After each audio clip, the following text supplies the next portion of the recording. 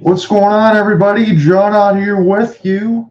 I know it's been a long time since I did a baseball game. It was probably the second series of the 2022 season when it was Tigers and Royals. So, again, if you want to get full coverage of the actual game, you'll be able to find that on ESPN. You're going to have coverage of all that stuff all day on that side of it. I'm going to have the complete play by play for you and game coverage to follow for 1 and 2 at hopelesssportsguy.wordpress.com.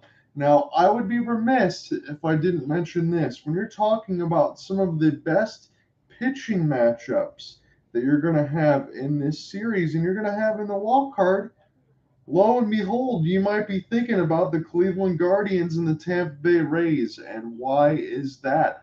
When you're thinking about it on both sides, it is Shane Bieber and it's Shane McClanahan. So the Flying Shane O'Mac will get it done respectively for both teams.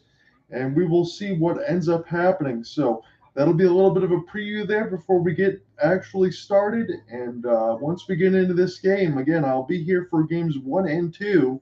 So 12:07 starts as far as game time, so we should be getting ready shortly.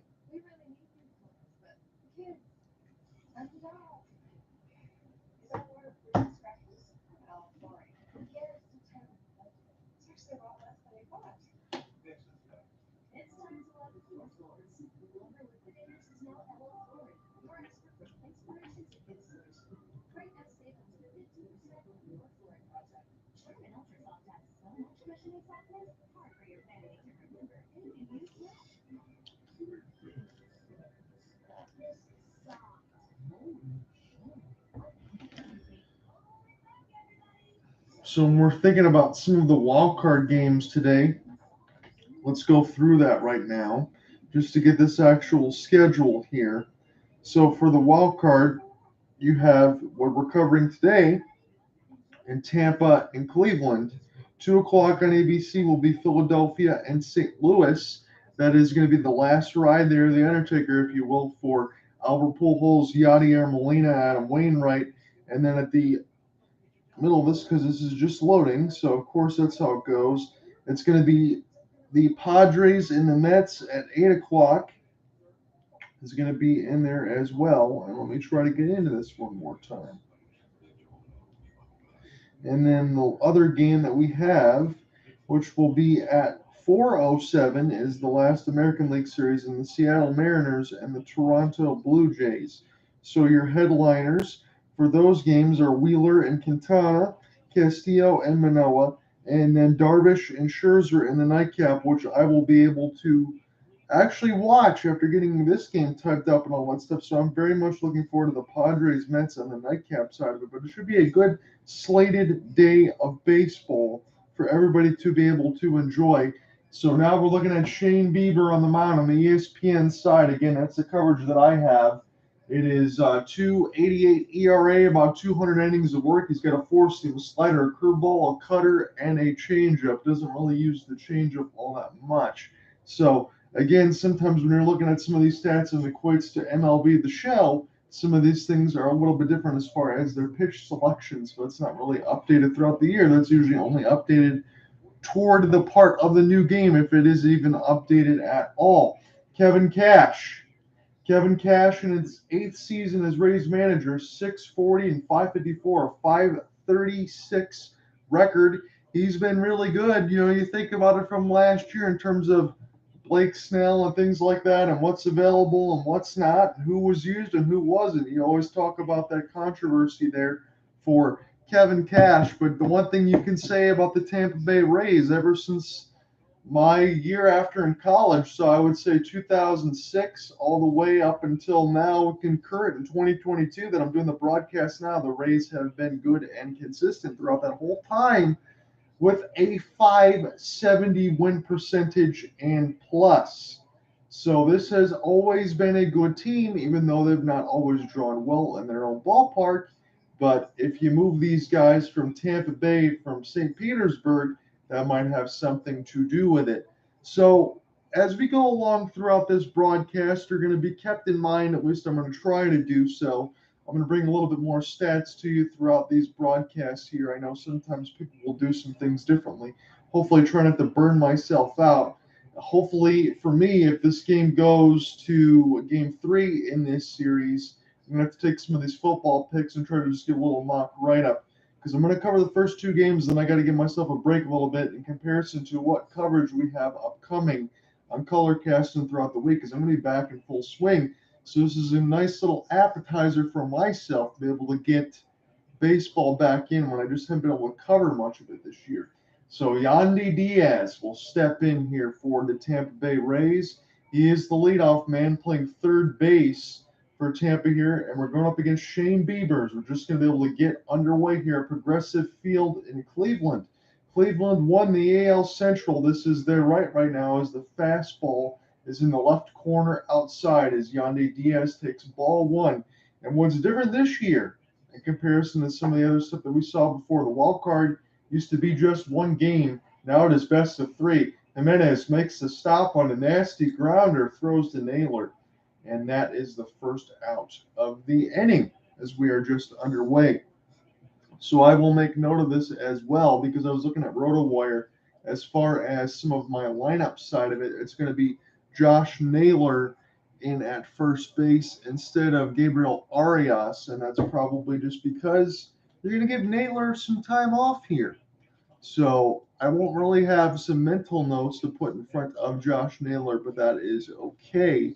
In the sense of all that, because Cleveland's probably much better in that power department if they have Naylor in the infield and in first base. So thank you for joining me here as we are just underway. Wander Franco is going to step up to the plate. What's going on, Redbox? How you doing there, buddy? So Wander Franco's missed quite a bit of time here for Tampa's. Second pitch is up and out, up high. Wander Franco played just 83 games, although he is 21 years of age. You've known that he has probably been the top prospect in all of baseball over the last 3 years, but he's got to be able to stay healthy. This one gets fouled off down and low to the left, so it's a 1-2 count on Wander.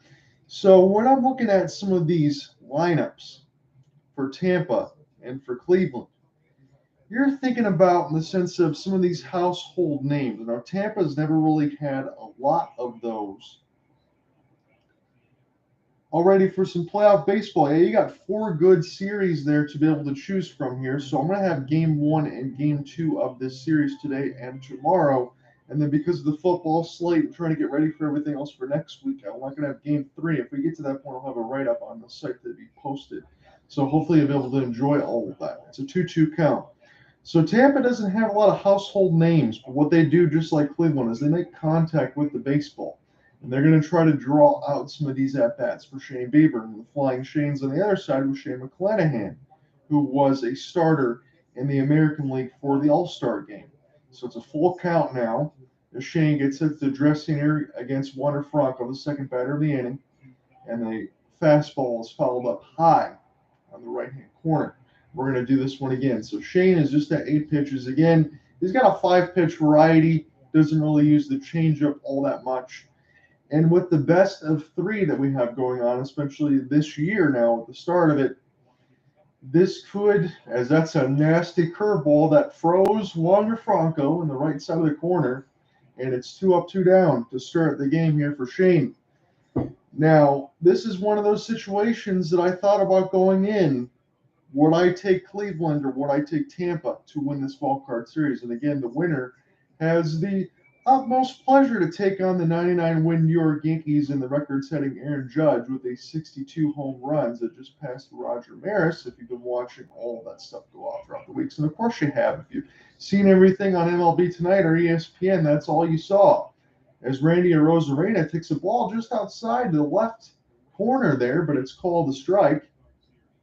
And we'll see what happens with the 0-1. Love the quick setting there for Shane Bieber as he's getting this ball and throwing an 86-mile-an-hour cutter toward the left, toward the middle. And Randy Arozarena takes it as the Progressive Field crowd is waving the towels and rising to their feet. It was a 93-mile-an-hour fastball, 86-mile-an-hour cutter, and he strikes out. So Shane Bieber goes 1-2-3 to start the pitching matchup that I've said in between Bieber and McClanahan.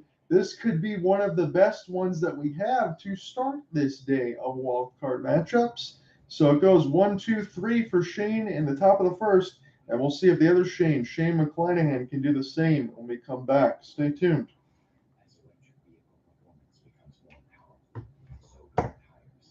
So if you're watching and you want to jump in on this broadcast and maybe save me for some words, you can also do so. Just let me know in the section. If you want to just listen and hang out, that is cool too.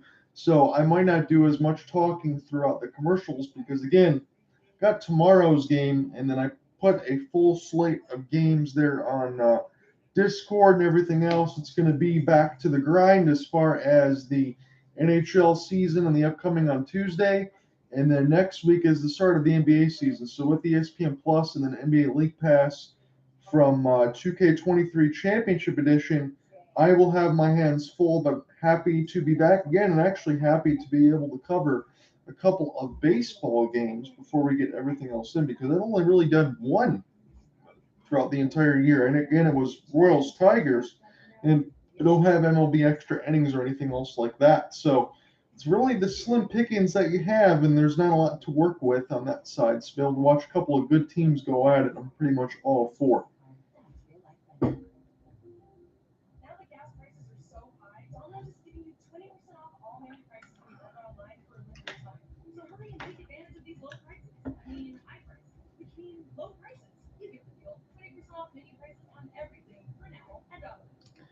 So what's going on, YouTube? Leave some comments in the comment section below if you're following along. Again, if you want full game coverage, that is on ESPN. You're going to get full coverage from me as far as the play-by-play and the write-up. HopelessSportsGuy.wordpress.com. But I'll be checking Colorcast side. I'll be checking the YouTube side, and I appreciate anyone that is following along. So I know we've made one kind of change here. Let me look on the other side. It doesn't look like we need to make any other changes as far as the lineup. That's straight as it goes from what I have as well. So we're going to be getting back into the action here. So Progressive Field is the site of this wild card game one. And what's interesting to me, not only because of the best of three, whoever is the home team in this wild card series will be able to have 3 games at most at their place. So we are not switching venues here. Shane McClanahan gets set to throw the first pitch on the bottom side of the inning, which is a 96-mile-an-hour fastball, and take a bunt there for Stephen Kwan and pull it back. It is a 1-0 count. So Stephen Kwan, I have some pretty interesting notes on him, as this rookie, this 25-year-old, has been absolutely spectacular. That was a dot on the right side, and it was taken for a strike. So Stephen Kwan, if you can think of this, 62 walks, 60 strikeouts, so more walks than strikeouts. He took about 127 pitches throughout his major league debut through his first year before he even struck out once. That's an actual stat.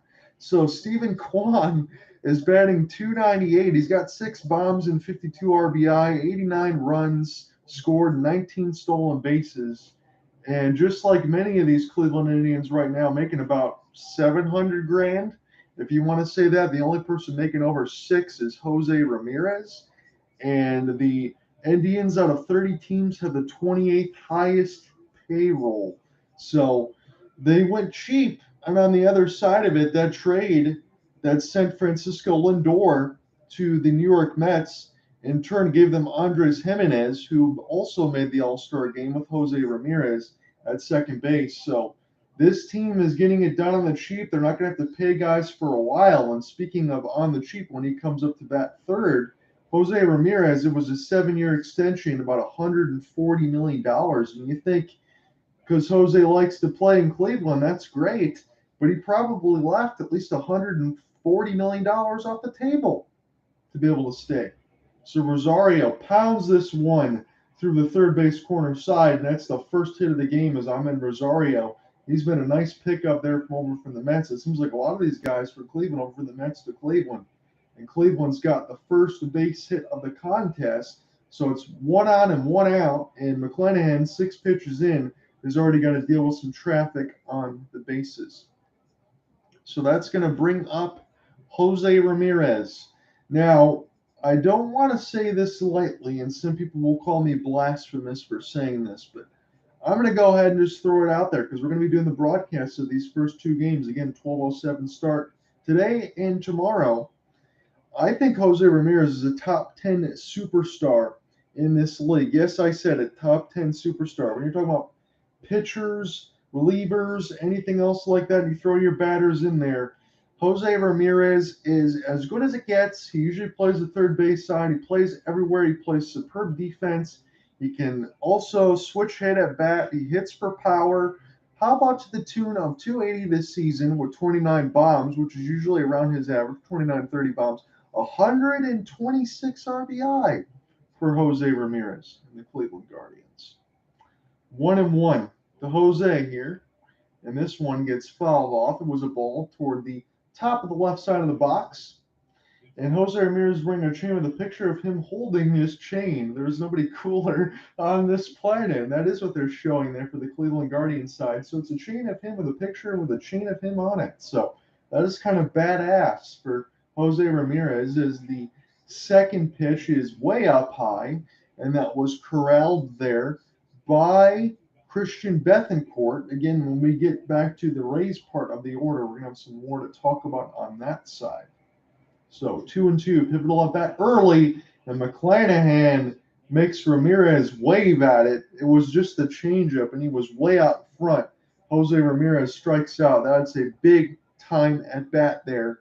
So Andres Jimenez, I will move this to. He is going to be batting fourth in comparison to what I have in my notes from the RotoWire side. So we will flip those there really quickly. So no problem. We will move this down. Unless this is Oscar Gonzalez. I'm going to get a double check there. I might have to undo this side of it. So yes, it is Oscar Gonzalez. So I'm going to flip my notes once more. So Oscar Gonzalez is batting in the cleanup spot.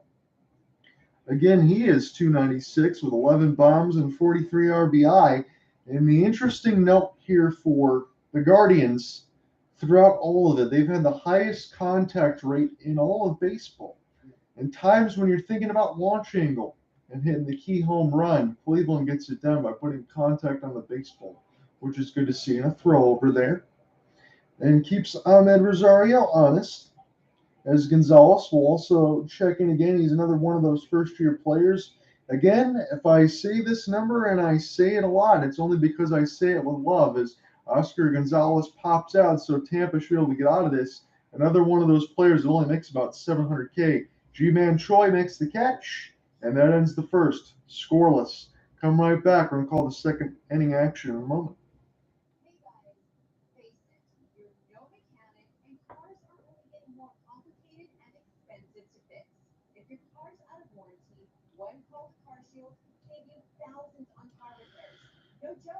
So I'm going to go back to RotoWire real quick and just make sure that my lineup is set to go correctly here, because I was getting projected lineups before we actually got over there. So it's Rosario, Ramirez, Gonzalez, and then Naylor.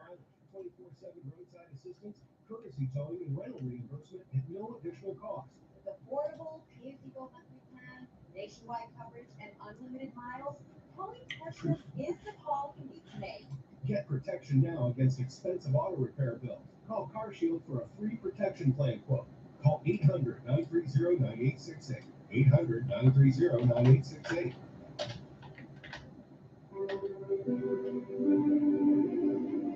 Getting the perfect home is a journey, so we help you find it, tour it, and own it.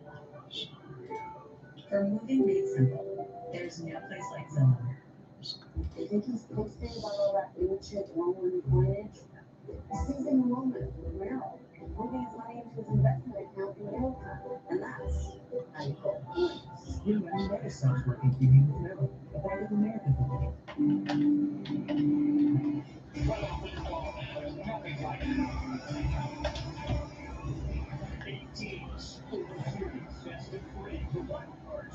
Continues tomorrow on ESPN and ESPN2. Rebel Wild Card Series is full of wild storylines. Hold on. Another year And another Rays postseason payroll began with the Rays riding their arms to their first all-time postseason. And meanwhile, the game has been served in Cleveland, guided by a second veteran manager, and the youngest team in baseball already all the way through the postseason. We'll see. Rays and Guardians, game one. John Shelby, Doug Glanville, Jesse Rogers, Progressive Field. Thanks for joining us. Lee Ramirez, Joey Margot against Shane Bieber. We got 1, 2, 3 on a dozen pitches.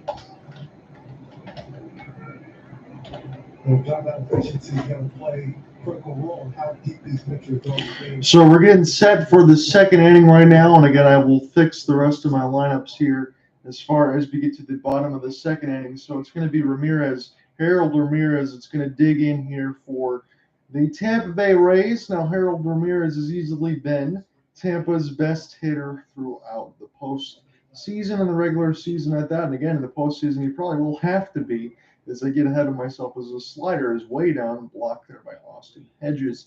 300 hitter there for Harold Ramirez. About 6 bombs, 58 RBI, 46 runs scored, 3 stolen bases, played 120 games, 28 years old. He was on Cleveland last year. So he's done well here for Tampa, as maybe Terry Francona might see something in that scouting report as Kevin Cash looks on, the manager there for the Tampa Bay Rays. A 2-1 pitch. This is slap to the first base side, and Naylor's going to flip over there to Bieber, and it's 1 up, 1 down as Bieber set down 4 straight. So for Harold Ramirez, we talk about it with the average, and that sounds good, but this is going to be a broken record for me throughout the broadcast part of it. Harold Ramirez and the rest of the Tampa Bay Rays do not hit for a lot of power, or at least they have not this year.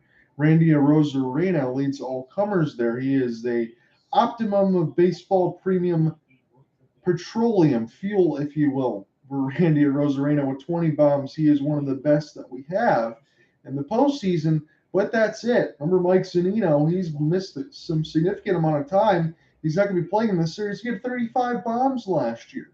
Kevin Kiermaier, can you replace his defense? He's not available. They wanted to be able to have Francisco Mejia catching as well if they needed some of that stuff. He's not there. Christian Bethancourt's been out of baseball for over 4 years. He was brought in, and he's doing pretty well. But that goes to tell you there's not a lot of power on Tampa's side. So if Tampa doesn't pull a Cleveland, making contact with the baseball, they could have some trouble there. And Shane Bieber is always one of the best. Now, Ji-Man Choi that's out there right now, he is another one of those guys that have had his power numbers sapped. Although he always plays an outstanding first base, Tampa's not one of those teams that can just pound everything out of the ballpark unless it's the tune of a 1-run shot. So 3-1 count now to G-Man as the fastball is in the bottom right corner, and Ramirez Rosario are in the shift toward the shortstop side, and we're wondering how that's going to be next year when the shift gets banned. So a full count now as G-Man falls off the fastball. What a 92-mile-an-hour lollipop. He still was late on it. So 11 bombs for G-Man, usually around 20-25, 52 RBI this season. Batting 5th right now in this wild card game 1. Bieber's looked pretty comfortable so far. Again, it's been 4 down on 21 pitches, full count on Choi. See if this will be the first base runner. It is. Choi draws the walk. So Tampa finally gets some one on base here, although it's still early in the contest. But again, if you don't have any traffic on the base paths for Bieber to be able to deal with, all those stressful pitches will not be so stressful as far as what's going to be taking that energy and sapping it out of you. Again, there's not a lot of pitchers that will go more than 6 innings nowadays, but I can definitely feel this one in my heart that I think Shane Bieber is going to at least try to go 7 here. Again, the probably another one of the better pitching matchups that we're going to have is the late night game, and that one's going to be covered by one of our very own there. So when you're thinking about Lauro Antonio on the Colorcast side, that's been doing a lot of that stuff throughout the year. He covers a lot of Dodgers games. He's going to have the Darvish-Scherzer matchup on the 8 o'clock, 8:07 start, I believe, on ESPN. I think all of his games are slated on ESPN today. Manuel Margot toward the third base side. Double play, flipped and turned. So just like that, Bieber gets out of the inning. He gives up one hit, but no more. The double play cancels everything else out, and Shane looks really good. Again, as the towels fly at Progressive Field, we come back, we're going to do the bottom of the second inning scoreless.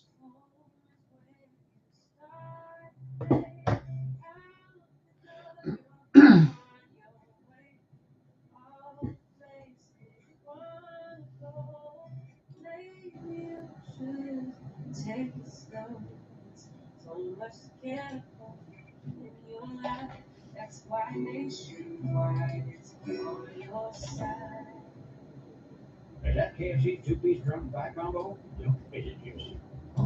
Is it creamy? No. Is it flaky? Yes. And it's only $6.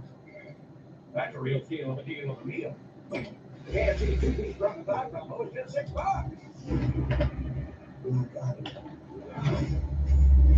We're here to negotiate a peaceful surrender.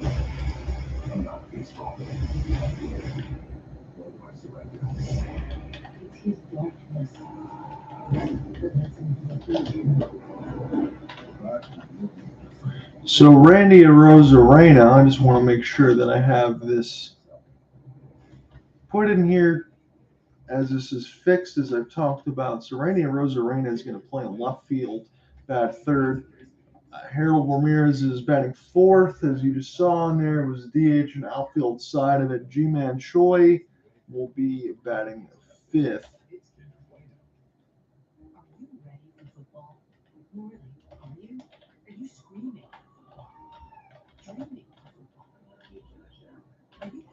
Ji-Man Choi is playing first.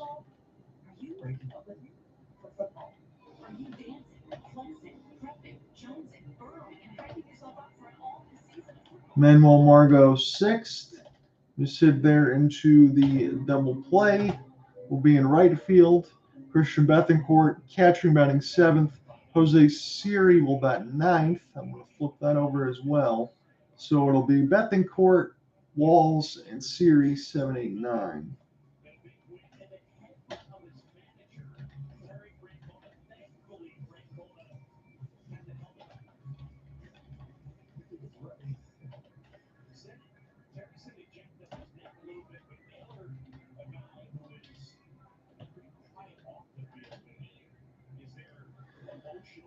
So the ESPN side of it just showed Josh Naylor giving a big-time headbutt to Terry Francona going into some of the pregame ceremonies. So Josh Naylor is up at the dish right now. Again, he is going to be batting here as he's batting fourth.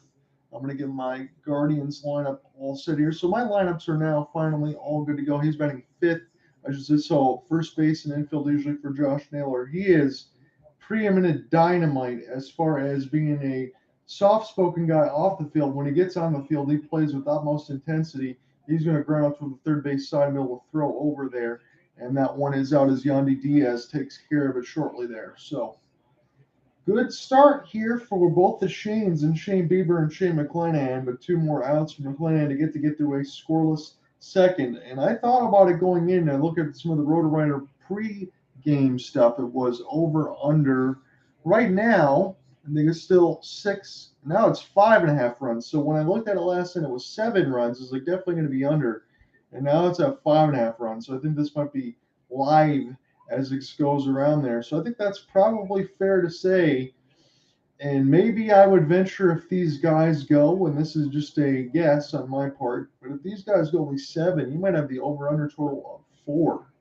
You might be thinking about that might be more accurate. Because, again, I do think of this, and I don't say this lightly. This is probably the best pitching matchup that you're going to have, maybe throughout the entire day.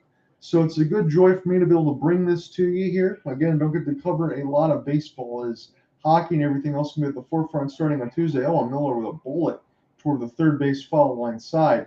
And it is at 1-2 count as he blasted the changeup and it was up early ahead of it. So it's going to be hockey stuff to start on Tuesday as I should have the opener between the Lightning and Rangers.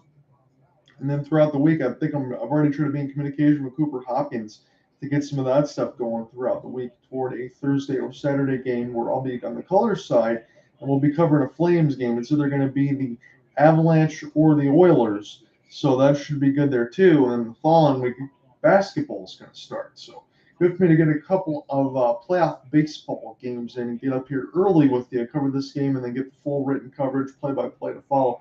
Kleinhan punches out Miller there. Look, and he was frozen on a changeup. It's Shane's second strikeout of the day. It was just a changeup toward the bottom corner of the right zone. And McClanahan just as calm, cool, calculated, confident as you like. Owen Miller just watched it go by like a house on the side of the road. And that's from the typical side of the Tigers side of it, where I got a chance to be able to not only spend time and just, when you're around the Mackinac Island side of it between Ernie Harwell and Al Kaline, back when it was the UPN 50 days, as Masonway Detroitness is showing, and just Andres Jimenez, the second base all-star, can't really talk about him because it's just a one-pitch strike toward the first base side of it. Throw over there for G-Man Choi to Shane, and we are 2 scoreless through 2. Come back. Let's start the third inning action. Stay tuned.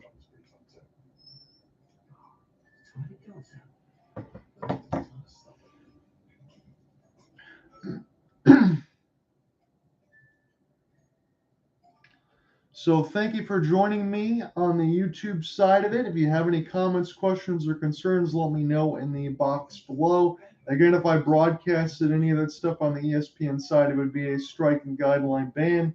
So we're going to have, as I monitor along on the YouTube side, we're going to have play-by-play for me and full coverage and game story to follow at the end of it. So if you're looking for any video coverage of it, check the ESPN side.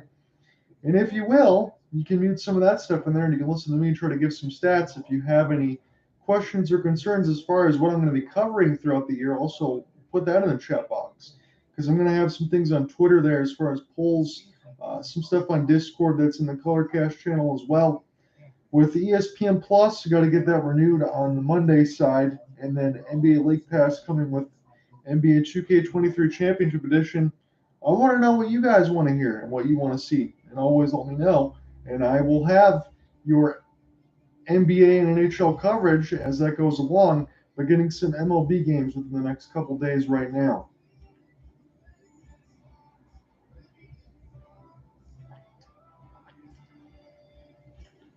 A bit early to be talking about all this, but if anyone wants to leave any teams in the comments section, you got any World Series picks? What are your predictions? Who's going to be meeting up in the World Series? Throw that in the box for me so we can discuss during some of the downtime.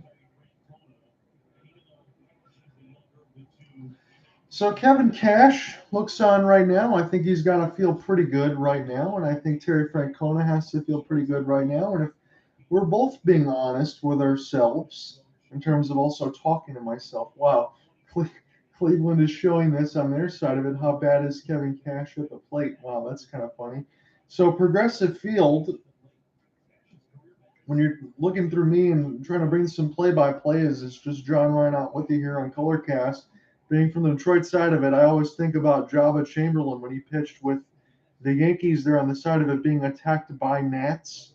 I think about that, the Progressive Field of it, but Cleveland really loves their Guardians. They're formerly changed over there from the Indians, but yet the Braves are still allowed to use the chop. So I don't know why that is. Why it is Shane Bieber throws a pitch way low on the circle change to Christian Bethancourt as the number 7 batter takes a ball. But as I was saying, both of these managers have to feel pretty good about the pitching staff right now between both of the Flying Shanes. And you would think that this is going to continue here for the most part, because when you think about the Tampa Bay side of the lineup here, when you're thinking about some of those injuries, how do you replace Kevin Kiermaier? Again, look, I know he doesn't have the greatest batting average, but when you do draw walks and you do play some standing defense, as Bethancourt toward the shortstop side, Jose Ramirez is going to pick it up and throw him out the Naylor. And one up, one down again here for Shane. How is Tampa going to be able to score some runs? They got to be able to draw it out against Bieber, and they've not been able to do so right now because Bieber is 27 pitches in, and he's got 7 outs. So efficiency upon efficiency. And on the other side, you do have some stars and names of Jose Ramirez and Andres Jimenez and Stephen Kwan, who's been absolutely brilliant, but Shane McClanahan, again, starter this year of the American League in the All-Star game. Runs should be at a premium. Again, which was started at the over-under of 6, is now at the 5.5, around the 7-6 range now at 5.5, as I think this has gone live. And you'd expect both of these guys to go 7 unless they run into trouble. Taylor Wall is batting 8th, taking second base, as that was just an absolute dot in the bottom right corner. It was a fastball at 91, so Bieber, not known for his outstanding velocity, I believe he tops it around 93, 94. It's just all placement here for Bieber. When you're throwing a pitch from that location, what is Walls going to be able to do with it? Curveball low. Nice block there and stop by Austin Hedges, although he didn't need to do all that because there's nobody on base. So Bieber now just hit the 30 pitch mark. It's a 1-2 count. He's sailing pretty good right now. First time through the order. He's still got to get the rest of Walls here in the 1-2 count as he follows it off toward the bottom right side of the box, toward the third base line. So Bieber's got a 5-pitch mix. He's kind of used all of that right now as Terry Francona looks on the ESPN side. Again, if you want the live TV coverage, check on ESPN side. I'm going to be streaming here with the 4K Fire Stick, so hopefully everything else goes well. I have the computer notes on that side of it, so I can kind of go box to box, be able to bring everything to you. This isn't a flex, but I want to throw this out there. So it's been about 14 years since I even upgraded the computer setup and the TV setup. I was still rocking with the Panasonic Viera Plasma, as this one is now a full count here for Walls. He's got some speed, so you want to be mindful of that there. So this has just been recently upgraded over the last, I'll say 7-8 months for the computer side, and the LG C1 now is that was starting at $2,000 and went from $729. I picked it up while it was heavily discounted. So a lot of run-throughs here to make sure the Fire Stick and everything else works, and the picture and everything else is set up on the C1 side. So shouldn't have any problems, but unfortunately with streaming, you're probably more along the lines of Xfinity Comcast, and I blame them for 720p stream rather than the 1080p.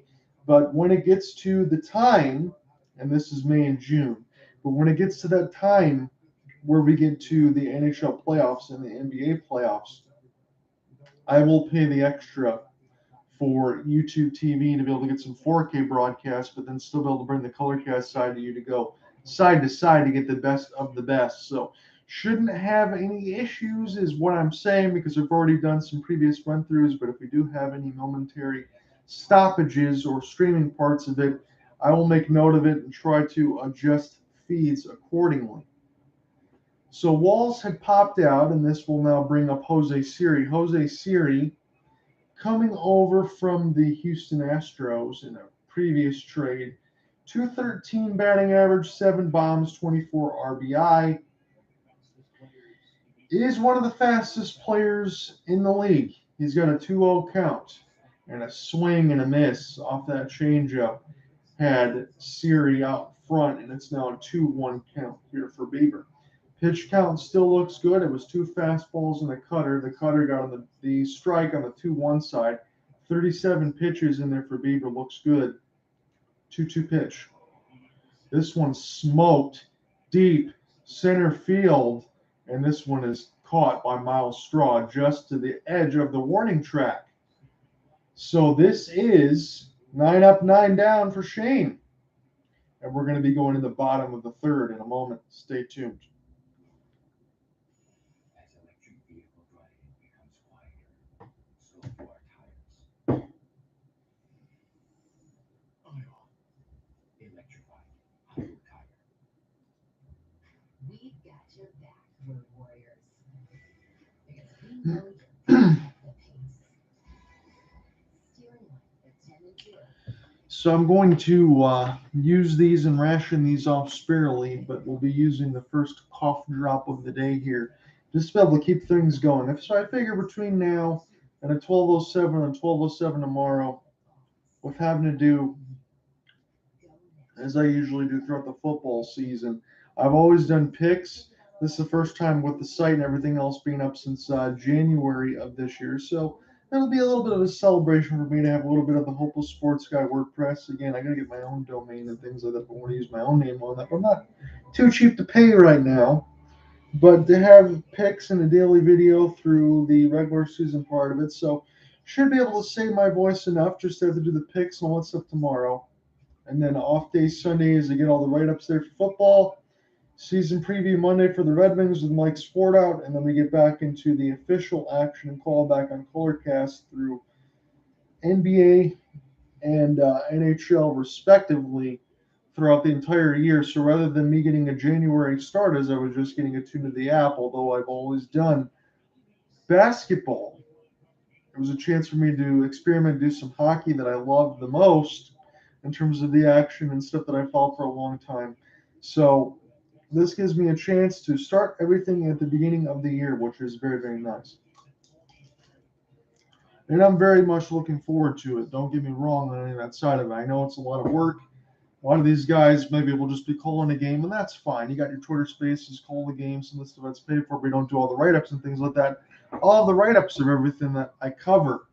So try to give you as much wall-to-wall coverage. Whether or not people read all that stuff is probably dependent on me to be able to get everything else showing. But still, it is fun to be able to do and say and have all that for you.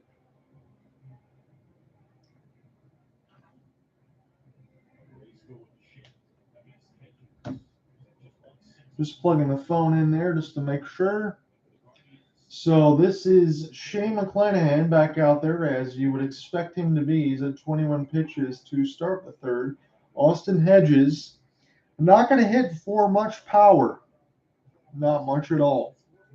But what Austin Hedges does give you is some really strong defense in there behind the plate. He does have a hose for an arm. He can throw some guys out there. So Hedges right now, if we're getting into his regular season totals, it's going to be 8-9-1 here for the Guardians is the 1-1 count. Curveball lollipop up in the zone, and McClanahan got the call to the dismay of the Cleveland crowd and Jose Ramirez, who looks on. So for Hedges, it's just $1.63 on the average, 7 bombs and 30 RBI, 26 runs scored. Big time swing and a miss, and McClanahan makes him look foolish. So he got a favorable call at the top of the zone, but then he got immediately Hedges able to swing out of the zone on a curve. So third strikeout of the day there for Shane. And this will bring up the bottom of the lineup before we turn over Myles Straw. So Myles Straw, I do know him a little bit from the Houston Astros side of it, but coming over last year from Cleveland in that trade. Myles Straw has had a miserable year as far as his standards. He's usually much better than this. Again, the power, he doesn't even have a home run throughout the regular season. To be able to watch him hit 2 or 3, it would be a complete dismay to my eyes if that would happen. At a 221 batting average, 32 RBI, 54 walks, a 27-year-old, and has not had a great year. He draws this one toward the second base side, and he gets on base with a base hit. So that is the first hit of the day, I believe, for Cleveland. So both Bieber and McClanahan have finally surrendered one hit as the lineup's going to turn over. What I was going to say, the good thing about Straw is he's got some excellent speed, and that one was just served through the hole in between where G-Man would be as he was shifted over and Taylor Walls. So that was a seeing eye single as much as you can use the term. So he's got some excellent speed, and I would believe for what he was closer to the 270 mark last year, if he can pick it up for Cleveland, especially in this postseason, considering now Stephen Kwan at leadoff, as that was an absolute dot in the left-hand corner, the fastball at 97 toward the probably bottom part of what McClanahan can bring on the velocity. He's known about to throw 100. 97 on the left corner dot is perfect there, even for Kwan, as good as he is. And that was called a ball. Jeez. So second fastball is way out of the zone in the bottom right corner. It's a 2-0 count on Kwan. So good eye, I guess. But again, as we talked about it, in the sense of Kwan, 62 walks and 60 strikeouts in the season. He's got the eagle eye. He's got the contact. Not a lot of power there for Kwan, but the table setter that he is, with some heavy speed on first base there with Myles Straw, could easily go first to third on a single. And Kwan, 3 straight fastballs. It's a 3-0 count. So this could be the first sign of trouble in this contest. And again, I'll marginally turn up this TV here. If anything else is too loud, please let me know. I'm going to monitor all of that stuff to make sure to pick up any feedback. Fastball taken right down the middle of the pipe. It's been 4 straight heaters here for McClanahan against Kwan. And let's see if he tries to send him up here with a curveball, change up, anything else that he's been featuring today. It's the number 3 seed Guardians, again, with the best of 3 and the wild card now. Kwan, right down the middle. Nice step on the bag, but it can't be corralled. Stephen Kwan trying to hustle his way to second, and the ball goes just wide, but Wall's able to pick that one up just before it went down the third base line, so they can't turn to. But Tampa does get one out. They get the out at second initially where it was going to be there for Miles Straw. So it was going to be what it was. Again, I can leave it at that for Tampa, as there's still a runner on second. So pretty much just swipe and change Straw for Kwan. So it's 2 on, 2 out, and that's going to bring up Ahmed Rosario. Is Cleveland going to be able to draw first blood on the fielder's choice? Ahmed Rosario, damn good with a 283 as the changeup is outside, way outside in the top left corner. 11 bombs, 71 RBI, 86 runs scored, 18 stolen bases again, just 26. So Jose Ramirez makes $7 million. Shane Bieber makes $6 million. This is going to go right to Troy through the shift, and that's going to end the inning. And nobody else makes anything, as I was going to say, the 28th highest payroll out of 30 teams.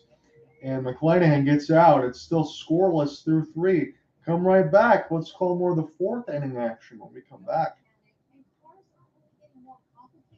If your car's out of warranty, One Fell Car Shield can save you thousands on car repairs.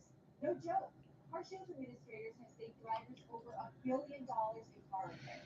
I'm telling you, you've got to call Car Shield. So the one thing is the recorder's off now. I got all that stuff changed in between the innings. So what I'll do is I'll mix all of the calls there in between Audacity and then upload it there on Spotify, Hopeful Sports Guy. So you got the game story and you got the complete game play-by-play and all of that.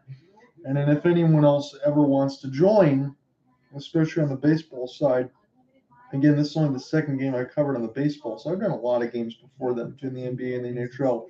And then college stuff as well between hockey and basketball. So I'm kind of used to it. Again, baseball, I know that there's a little bit more talking and everything else to deal with so far. And I'm probably going to jinx myself. This feels good as far as the pace because not a lot of guys on base. You got both pitchers working pretty quickly here.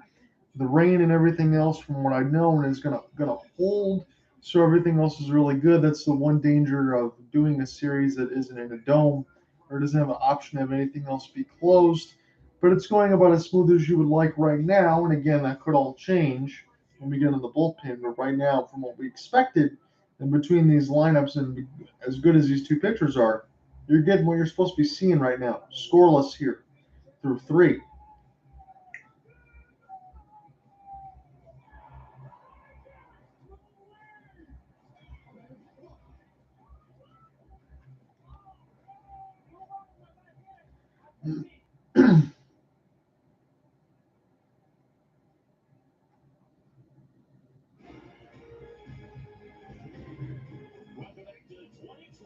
So I forgot about this on the hockey side before we even get back in. The Sharks and Predators are going to play 2 regular season games before the NHL season officially tips off on Tuesday because they're playing both of their games in Prague, and Russia is going to allow some of their players to go over there to play in Prague. So we're going to start the top of the 4th inning. Shane Bieber's just had 38 pitches. And this has been as smooth sailing as you like for both of the Shanes right now, as an absolute missile in the bottom of the left corner. And this one goes back to Yandy Diaz as we flip the lineup over John out here with you on the call. I'm going to have today's game and tomorrow's game between the wild card side. Now it is best of 3. So all games will be at the host site of the higher seed. And in this particular series, that's going to go to the Cleveland Guardians. So that kind of seems unfair, but they're going to want to get everything from what I understand, because we're going to start the essentially first round, if you will. Essentially, I think of the wild card as the first round, but that's just me.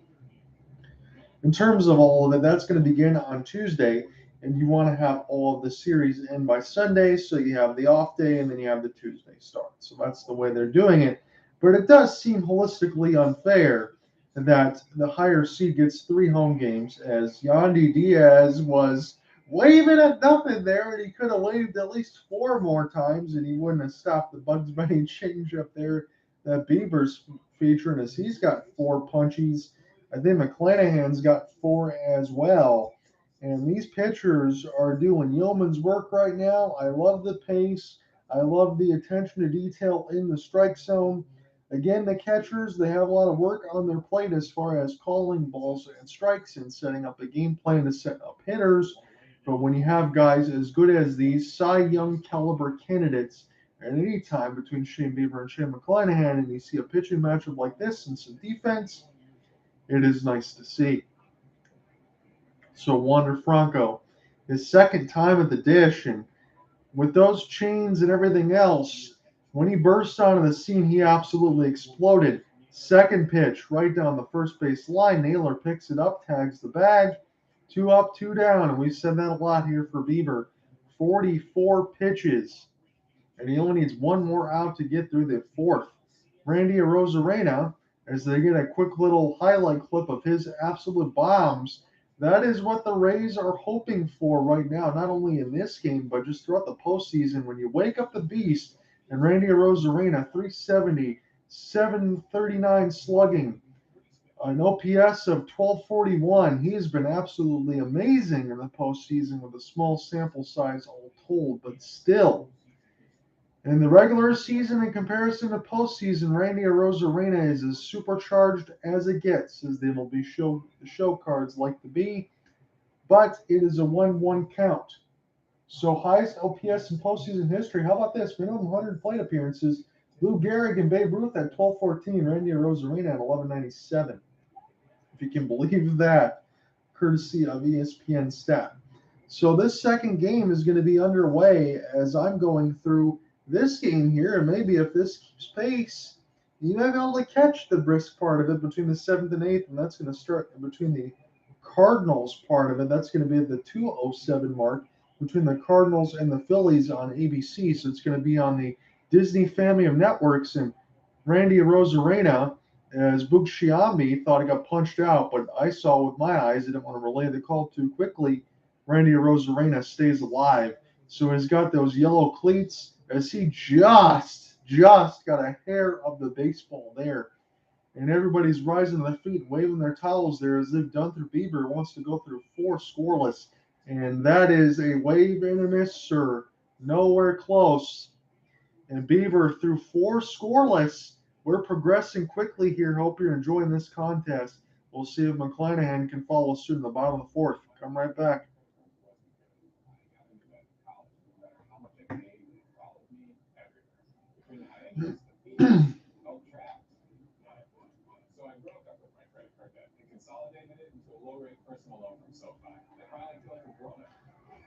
Hurry up with that credit card debt.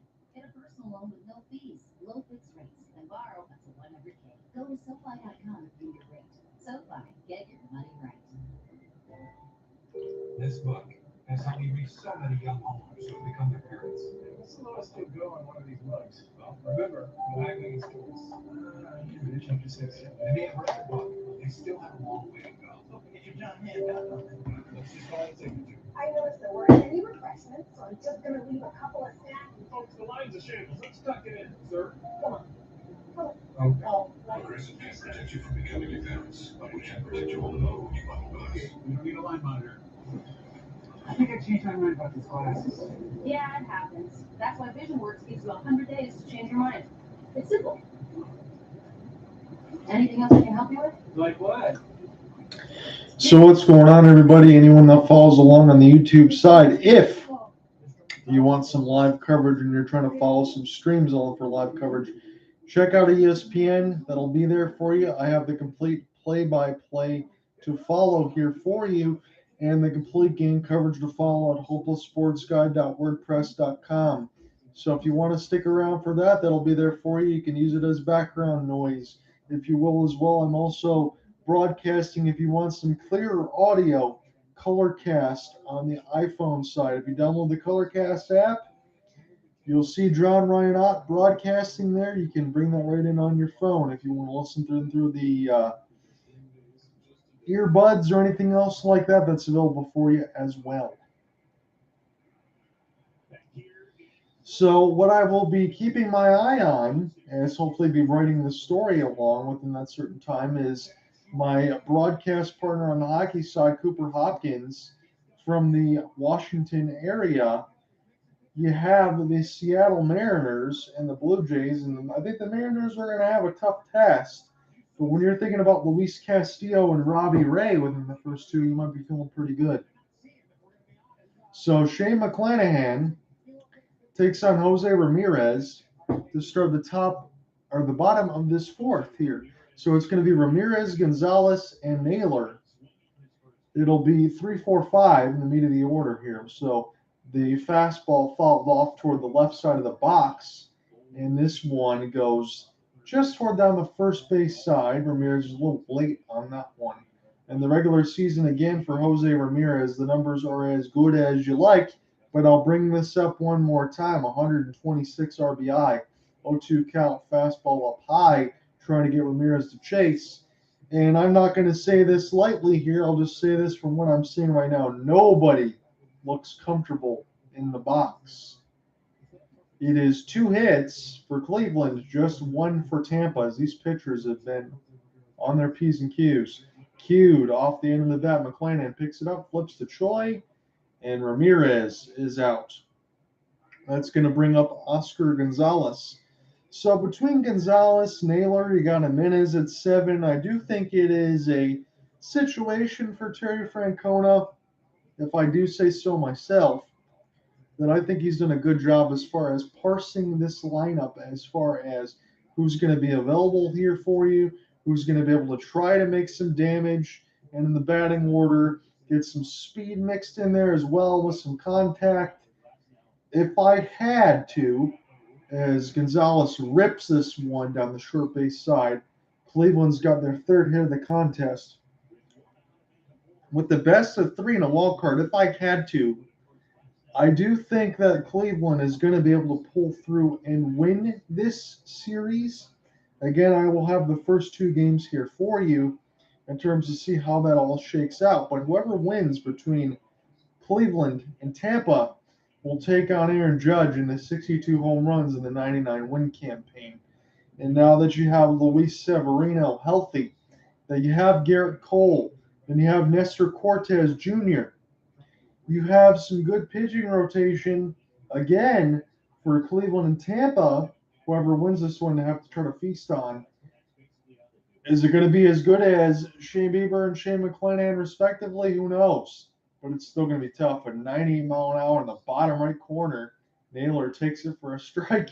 Not much he could do there with a lot of these pitches, and I feel like I'm going to be repeating myself on that side of it. McClanahan, as efficient as you like, just like Bieber. 40 pitches. He's got a 1 out and 1 on. And this is chopped the other way through the shift. Naylor's got a base hit. So Cleveland pressuring like they did in the 3rd. But it's 2 on and 1 out. Runners at 1st and 2nd. And the Guardians are in business, just like Boog Sciambi is bringing up again. Kind of giving you some of that same commentary that you had on the MLB The Show 22 side. And there with John Sciambi. So it's John Sciambi and Doug Glanville on the ESPN side if you're following along on the TV side of it. But if you're following along on this side of it, John out here with you for the radio call, if you will. And on Colorcast and YouTube simultaneously there. Going to have a complete game coverage, hopelesssportsguide.wordpress.com. Owen Miller. He is the number 6 batter in the lineup. It is 2 on and 1 out. First and second here. This is an opportunity for the Guardians to draw first blood. Guardians finished 92-70 on the season. They won the AL Central. And it was supposed to be the Chicago White Sox and Minnesota battling it out for the top spot as a swing and a miss. A little bit early there on a circle change for Owen Miller, and it's 1-1. But it was supposed to be Chicago and Minnesota. Injuries and what have you. Some excuses on the back end of it for Cleveland's side because September and October, they were money. You can say what you want to as far as who wins the division and who was in it. Are they in the weakest division in baseball? Possibly. But the 28 out of 30 as far as payroll. And again, Jose Ramirez at 7, Shane Bieber at 6, and everybody else around the 700K marker or the 1,000,005 marker respectively. It is a hell of a story there for the Guardians. And one of those situations when you go into even the 2023 season, when we fast forward and we go through the March spring training, going back into the late March and bringing it in, Cleveland's going to be in the situation where they're going to have their say as far as what they're going to do in the division.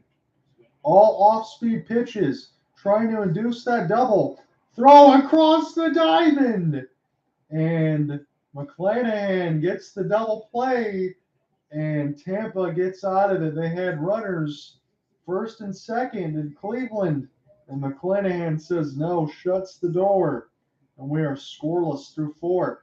Come right back. It's a quick game progressing so far. 5th inning action in a moment.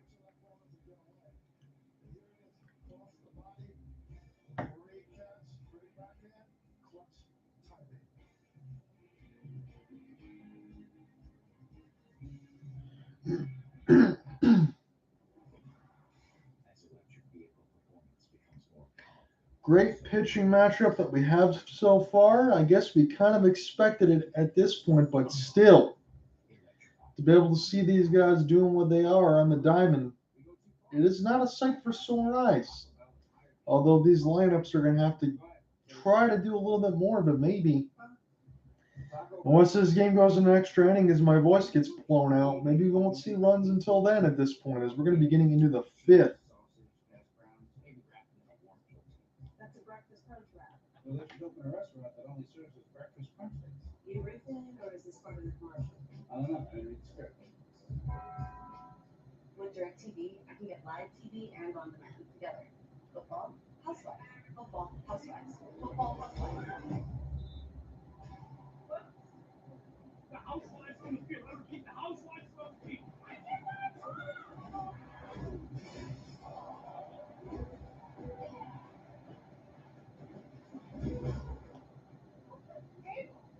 Get your TV together.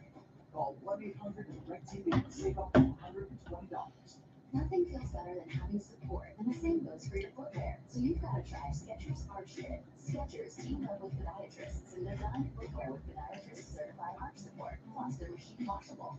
Get the arch support you're looking for with Skechers Arch Fit. You think he's posting about all that ancient Roman coinage? Season enrollment with Merrill, moving his money into his investment account in Goldman, and that's how you collect coins. Your money never stops working for you with Merrill, a Bank of America company. Need to focus on the game? Just tell Siri. So I'm doing all right respectively right now as far as not feeling so tired as far as the night owl schedule that I usually am. Wanted to get some postseason baseball in here before we get into the interim of the NHL opener on Tuesday, and the next week, Tuesday, for the NBA opener. We're going to have all your coverages in between the ESPN Plus side and NBA League Pass. So I want to get some postseason baseball before we even get into the NFL stuff again this weekend. So Bieber out there to start the 5th, and both of the Shanes. Shane O'Mac alive and well right now, and I'm going to be using that line a couple times. Bieber, curveball down the middle, and that one gets sandblasted for a single there. So singles and no more from what we've seen for any of the hits. And we're going to believe it's now 3 hits aside on both sides of the box. And again, I'll have my official box as far as what's going to be going on through the game story to be able to give you some of those hits there. And that was Harold Ramirez, the number 4 batter. So it's going to be Ramirez, Choi, and Margot for 5 and 6 at least to do up here. G-Man Choi also had a base hit as well. Choi had a walk, excuse me. So Choi did get on base his first time up. We'll see if he can do it again. So both pitchers within the bottom of the fourth and part of the fifth, between 3, 4, and 5, they've had some traffic on the base paths. First 2 innings were completely clean, but again, when I say traffic, I say that a little bit mightily there, as far as there really hasn't been anything more than singles, and pitch counts have been pretty efficient and as superb as you like. As Shane Bieber is sitting at 53, this one's popped up on the third base side for Jose Ramirez, and J Ram is going to make the catch. So it's 1 on and 1 out. Guide first as Harold Ramirez here is. Let's see if Tampa or Cleveland can actually draw first blood, as we're scoreless through 5 so far. So as we get through here, Bieber's at 53 pitches. He's commanded the fastball. He's commanded the changeup. Bieber is one of those guys that probably starts at the 91 mile per hour mark, as he's 4 1/3 with 1 hit, 1 walk, 4 Ks. Tops out probably about 94. And on the other side for Shane, he's probably closer to 97 to 100. But both of these pitchers' placement on their control, regardless of the velocity, has just been superb. As Manuel Margot takes a filthy cutter on the bottom edge of the strike zone. So Starling Marte, as they show on the NL wildcard side for the Mets, is on the roster. And Francisco Alvarez also on the roster as well. He made his MLB debut last Friday for the catcher part of it. So this is popped up by Margot lazily down the left field side. Stephen Kwan going to hustle toward that line, and he makes the catch. So 2 out, 1 on at first, and that is going to bring up Christian Bethancourt. And as we've said a couple times throughout this broadcast, but I have to repeat it because every time this goes through, I just can't believe it myself. You know, between Mike Zunino, good for about 30-something bombs usually if the power numbers is right. Well, he had a breakout year last year. 33 bombs. And then he goes down. And then you have Francisco Mejia, who's one of the top prospects there in Tampa as far as the catching prospect and hitting and everything else. He goes down. Christian Bethancourt has been in baseball for over 4 years. Bethancourt, 252, 11 bombs, 34 RBI. He's been pretty good for a guy that hasn't played baseball in the MLB, at least, in terms of going overseas or anything else like that, Dominican leagues and all that as you'd have. Christian Bethancourt in the MLB ranks hasn't played since 2017. We have 252, 11 bombs, 34 RBI, 39 runs scored, 31 years of age for this catcher. Pretty good. So you take what you can get. 1-0 count on Bethancourt, and that makes it 2-0 as this one gets blocked by Hedges. Again, at 2 p.m. on ABC, so about 45 minutes from now, you are going to have the Cardinals and the Phillies. Now, is it going to be the last ride there for Albert Pujols, Yadier Molina, Adam Wainwright? Albert Pujols was a beast toward the end of the season, getting at the 700 marker. Bethancourt swings and a miss and a filthy cutter toward the bottom left of the strike zone. That was going to be a strike either way, and he could have probably swung at that 4 times and not made contact. So 58 pitches for Bieber right now, trying to get through 5.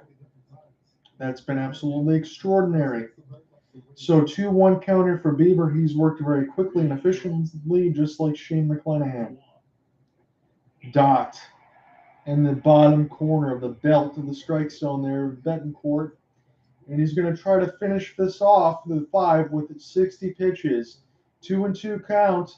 The Cleveland fans are loving it right now as the rain is holding at Progressive Field. Again, we had a little bit of rain earlier this morning, although the fog is out. Bethancourt waiting on the 2-2. Way out of the strike zone. Nice block there by Austin Hedges to stop any running there from going across. So full count there. The runner will be on the move from first base with 2 outs here in the 5th. And this could be an opportunity, at least for a first and third, depending on how the ball is hit. As Cleveland looks on, I don't think that they're having any kind of worries here for Bieber. It's whether or not he wants to go after Bethancourt. Swing and a miss. Bethancourt is down on strikes. Cleveland has hit the ball 4 times. It's been 1 hit, 1 error here for Tampa. This is going to bring Shane McClanahan out for the bottom of the 5th, but Shane Bieber is through 5, scoreless. Come right back. Let's get back to the bottom of the 5th.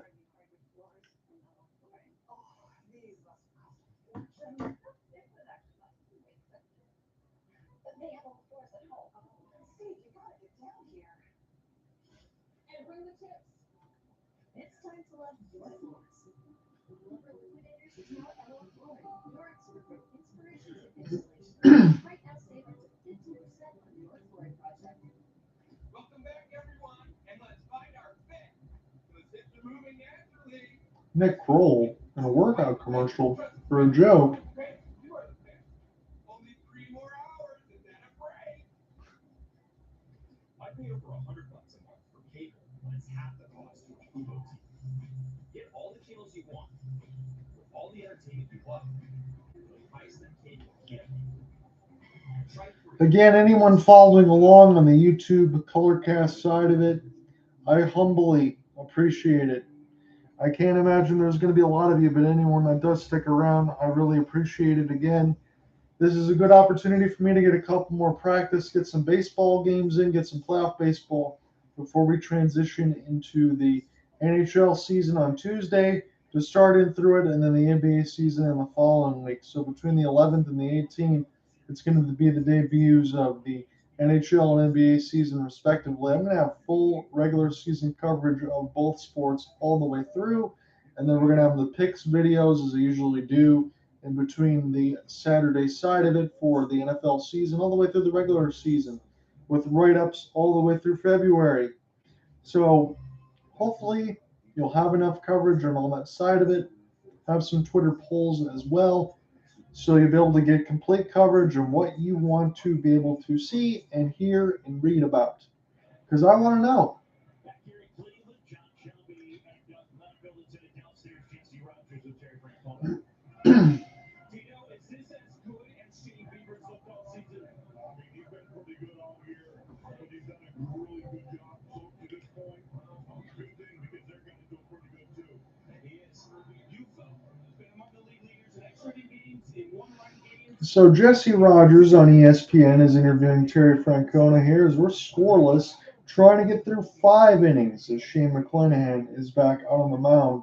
He's at 47 pitches. Just to begin really here, it's going to be Andres Jimenez, the number 7 batter here for Cleveland. It's going to be at least 7-8-9 as he fouls that runner off the cue there of the hands. And it's going to be quick 0-2 here for the Guardians slugger. The second baseman, there was a good comp in one of the YouTube videos that I saw just last night before taking a little bit of a respite and getting in this early game. So hopefully I make it all the way through with the night owl schedule in the early game. That if you talk about Stephen Kwan and you talk about Andres Jimenez, they're pretty much the same player, but with the comp of Andres Jimenez having a little bit more power. 17 home runs in comparison to 6, but a lot of the same averages, getting contact to the baseball, being a tough out, doing everything else you need to be able to do to grind away at bats. And conveniently, that must have been a good comp as Stephen Kwan looks on.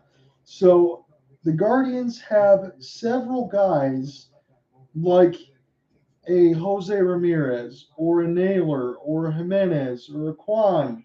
As this one gets punched through for Jimenez, McClanahan's got another one of those, his 4th of the day, that can make contact. But again, when you're going up against Shane McClanahan or Shane Bieber on the other side of it, in between the Tampa bats, it's not the easiest thing in the world. So 51 pitches with 1 out in the bottom of the 5th here for McClanahan. So economical as you like. So I was kind of hoping to see both of these starters through 7. And if this continues the way as it's going, that's going to be Austin Hedges. Didn't want to get behind in the zone. And Yandy Diaz right to G-Man.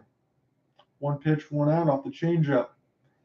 And this will now bring up the bottom of the order here for the Cleveland Guardians and Miles Straw. Miles Straw was able to get a base hit through these shortstop, second base shift, and the numbers have been eerily similar here.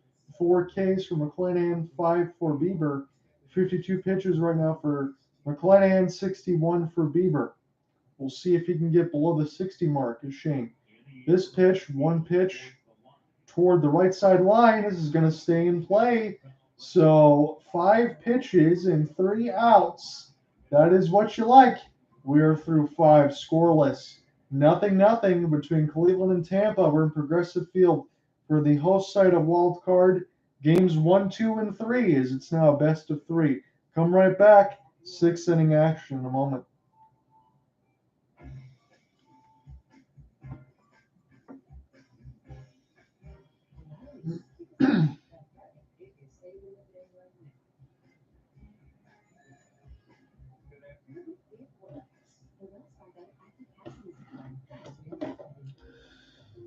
So I'm going through some of this water, and I had some snack preserve, like a fiber bar, maybe a little bit of caffeine if I need to go with the edge of a Coke that I've been working on over the last couple days with the bottle, but haven't needed it yet. Trying to keep the water for the voice.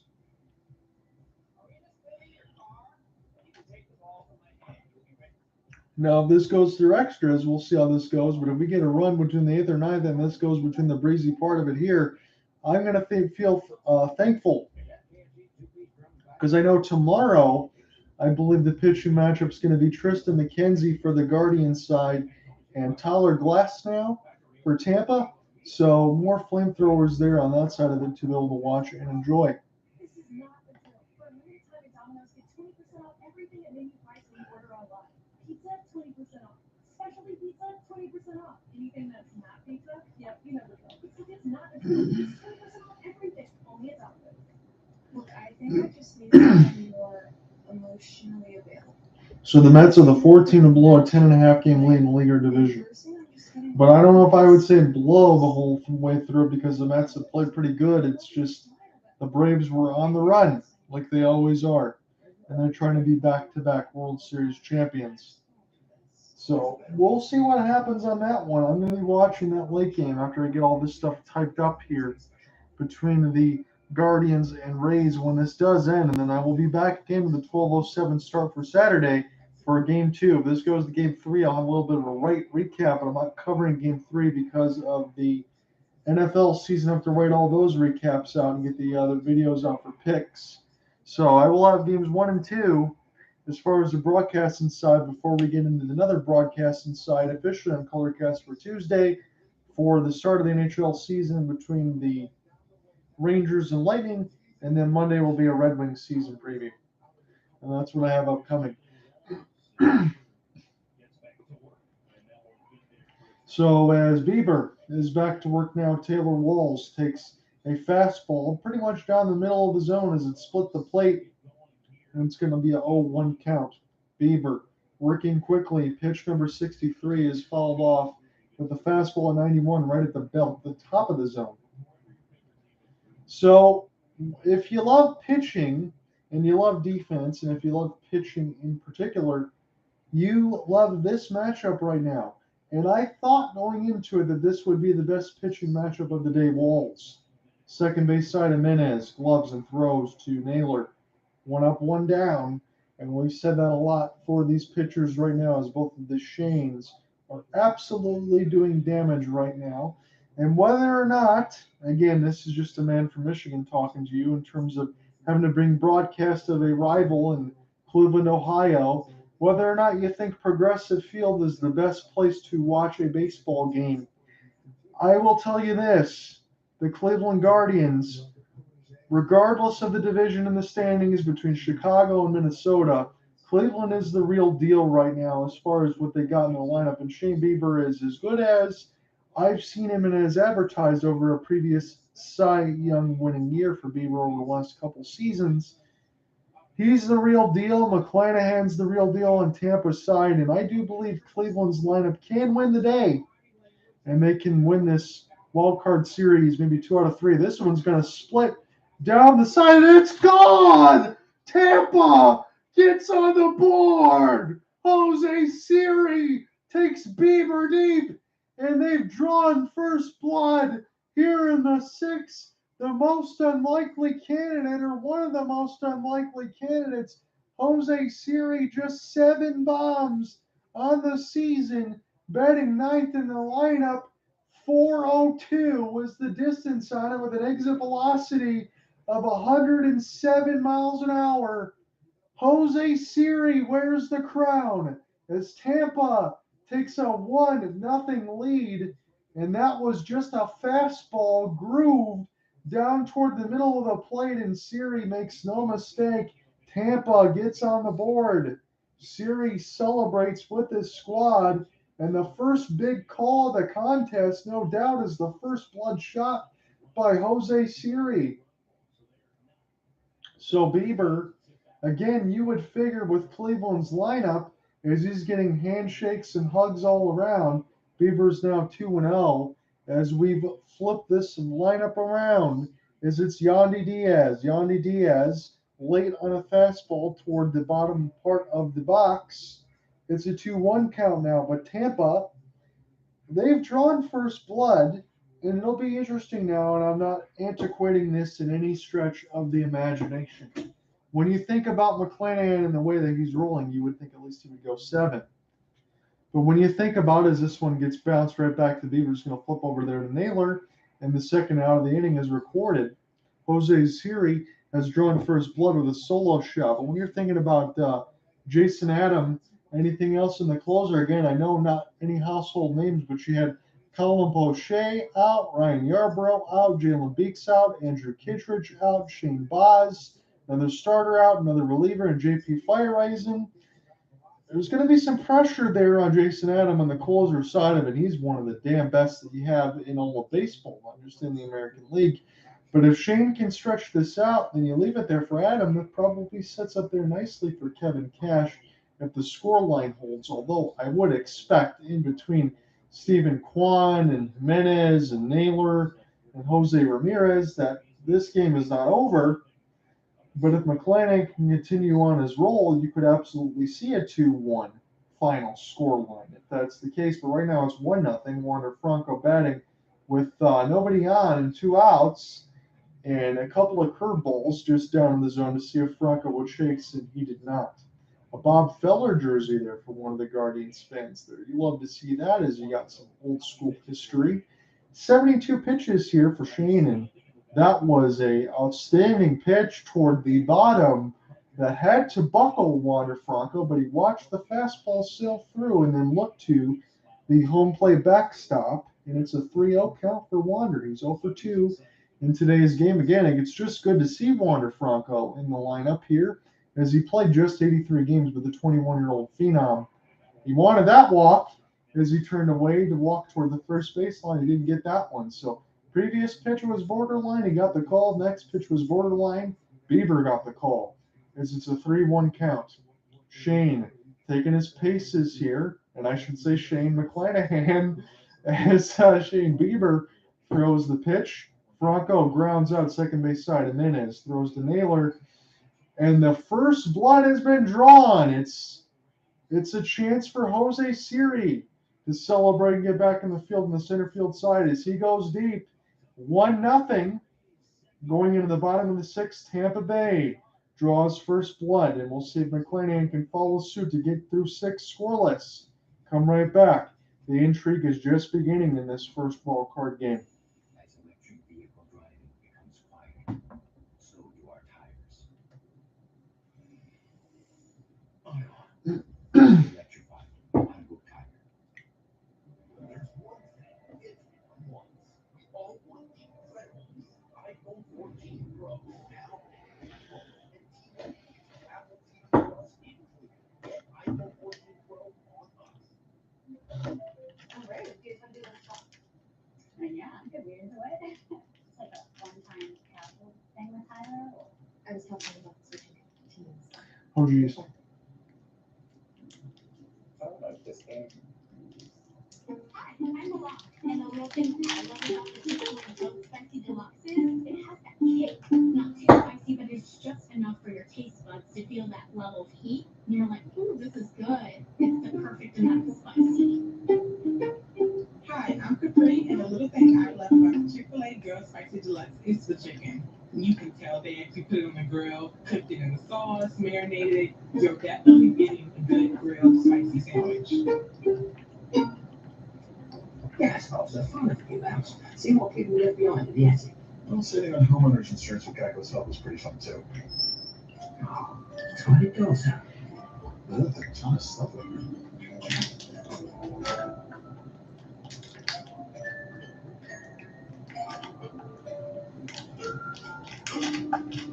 Well, enjoy your house.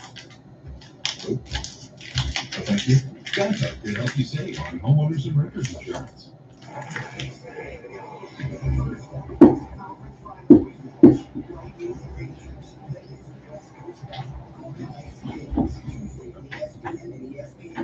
That is awesome.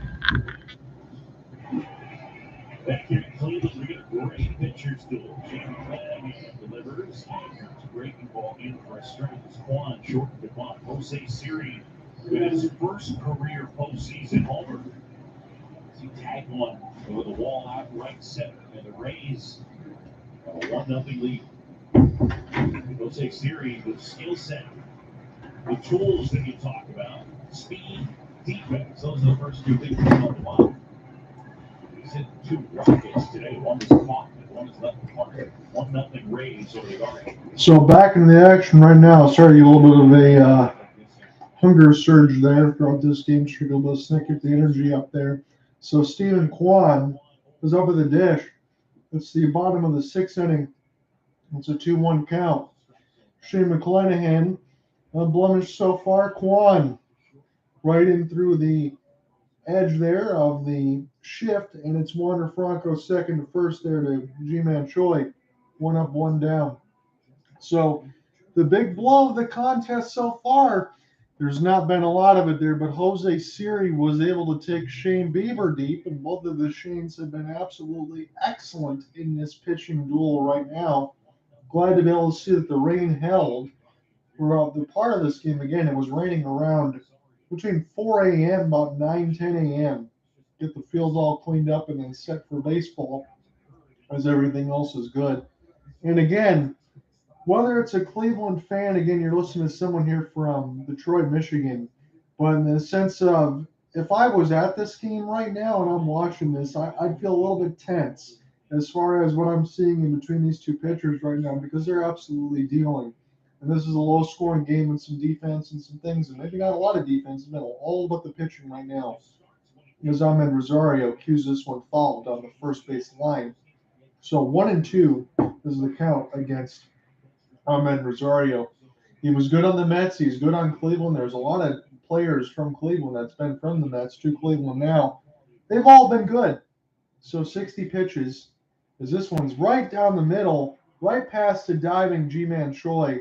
That was just a mistake location. It was a curveball that hung, and probably lucky that Ahmed Rosario was only sitting at first base and not toward the part of the second or third base if it was gapped or gone out of the strike zone, because that was just one that Rosario was able to watch all the way through, just give a nice little efficient swing, and G-Man Choi actually almost got that one. So when we get back into this right now, I'm going to pull up this Guardians lineup because that is going to bring Jose Ramirez, the top RBI getter on the Guardians and one of the top RBI getters in all of baseball. And I mentioned this in the first inning of this broadcast, but 126 RBI. You don't take that lightly. Again, the home run total is probably about where he averaged on 29. He's had a 40 home run season. He pretty much plays out of the 162 games. Jose Ramirez going to play about 155 of it, and Terry Francona would have to play to even get him out as far as a day off from the lineup. So changeup and curveball, first 2 pitches there for J-Ram against him from Shane McClanahan. It's a 1-1 count. McClanahan trying to get through 6 scoreless. And this is a big swing toward the right part of center field, and it's gone! Jose Ramirez! You can add 2 more RBIs, but this time they start the postseason in back-to-back home runs in between the 6th inning, respectively, for both teams. It was Jose Siri with a solo shot, and now it's J-Ram with a 2-run shot. And Cleveland Guardians have taken a 2-1 lead in the bottom of the 6th. So now both Shanes have given up big-time home runs. And that one now was the biggest one because it was a 2-run shot variety. So it's just enough. It was a poor pitch from the beginning of it between Ahmed Rosario that was lucky that wasn't gapped. And then Jose Ramirez got a little bit of a better executed pitch, still up in the upper edges of the strike zone. And he didn't miss it, though. So Jose Ramirez gives the Guardians a 2-1 lead through the bottom of the 6th, and now both pitchers have finally been blemished. It has been an excellent pitching game right now, but you want to make sure, in the sense of, okay, both pitchers now have given up a bomb, but you want to make sure that everything else is settled as far as calming down the nerves and getting else squared away. Now let me turn my TV up here a little bit because we have a meeting here with the umpires, and I want to make sure I'm not missing something because they're looking at something right now. They're trying to review the home run calls, the question. Kevin Cash immediately gestured over to the umps to be able to get the headset on. And wouldn't this be a development here? Because now you have challenges and we can listen on what they're saying once this happens. And of course, the microphone's not working when I say that, for the umps. So my guess is after the home run was hit, did Rosario touch the bag is the question there on the ESPN side of it. My guess, I don't see what the issue would be. He did touch the bag as he was running the bases. I think Kevin Cash was probably trying to grasp at straws, maybe to give Shane McClanahan a little bit of a breather there. I mean, some of the Cleveland Guardians are kind of laughing on their side of it as Jose Ramirez is looking as well, as the dreads are alive and well for Jose Ramirez. So if I get some clarification as far as what's touching the base, I mean, all the Cleveland fans are booing right now, and I really don't blame them. I mean, they're looking and saying, what the hell are you even looking at here? So the crew is still looking at this. I'm thinking this is going to be much ado about nothing, but I'm not the expert here. The wind is starting to blow a little bit, probably around 15 miles an hour here. Maybe that's what could have sent, I can say this, toward the right center field part of it, both of these baseballs out of there. So let's get you the quick recap. So it was the 6th inning before anything happened right now. We're sitting in the bottom of the 6th. John here with you for American League wild card opener between the Cleveland Guardians and the Tampa Bay Rays. I have the first game of the day. There's 3 more games coming here, as they're still trying to look at this on the ESPN side, whether Ahmed Rosario touched the second base bag before he rounded over for the home run, because if you don't touch, that means you're out. I know that, but I seen him touch, so I don't see what they're looking at, but the umpires are still looking at this right now. And this has been at least about 3 minutes. So your scoring recap, it was Jose Siri with a solo shot, number 9 hitter, and then Jose Ramirez with a 2-run bomb. Okay, so there is no interference there, as Jose Ramirez will pound the part of the player's dugout there. And again, Kevin Cash, to my liking and thought process, I'll just leave it diplomatically like this, probably trying to give Shane McClanahan a breather. Probably trying to look at it in the sense of this could be a big-time shot in this game, which it definitely is. But you want to make sure at the one point, if you really don't believe, if you're Kevin Cash, I'll say it like this. If you really don't believe that your team can score more than 1 run, then what are we even doing here? So this is another opportunity here for Oscar Gonzalez. And the first pitch after the lengthy, about 4-minute delay, is popped up off the changeup, and Jose Siri makes the catch. So pitch numero 66, if you will, that could be the definitive one in the bottom of the 6th inning. But now Shane Bieber, when he steps back on the 7th, will have a lead to work with. So Shane McClanahan trying to get through 6 innings, giving up just 2 runs. Look, there isn't anything more I can say about the pitching matchup between both Shane McClanahan and Shane Bieber. It's probably one of the best ones that you're going to get.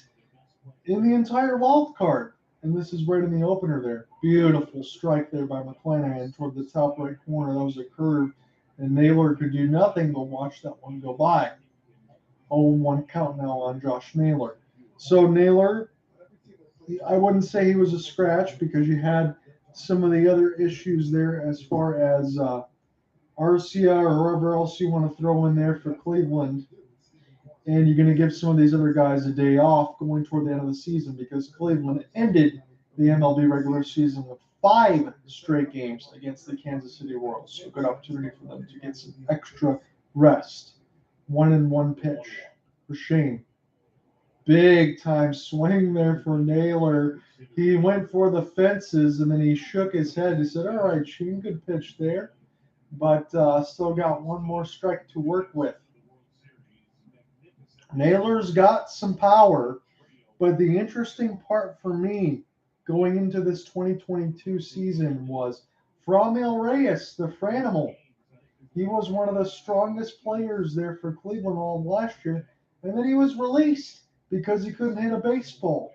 And then when you're bringing in between the 28 out of 30 teams and Cleveland being 28th as far as payroll, and J-Ram taking a big-time pay cut, and not a lot of these guys making a lot of money as Naylor cues this one toward Yandy Diaz, Choi.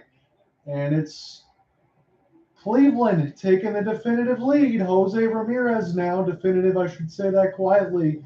J-Ram with a 2-run shot. Cleveland now up 2-1 through 6. We come back. We'll see if the Rays can tie this one up in the 7th.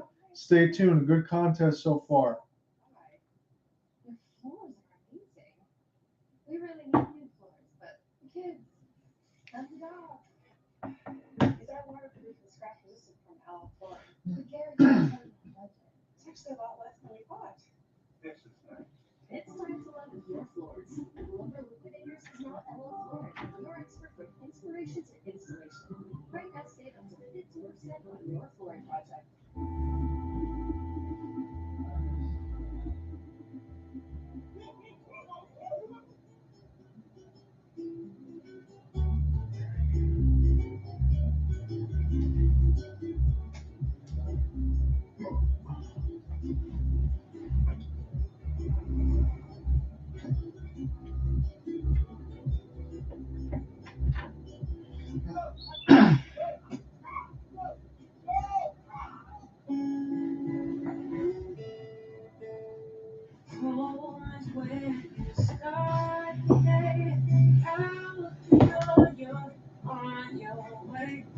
All the places you wanna go, maybe you should take it slow.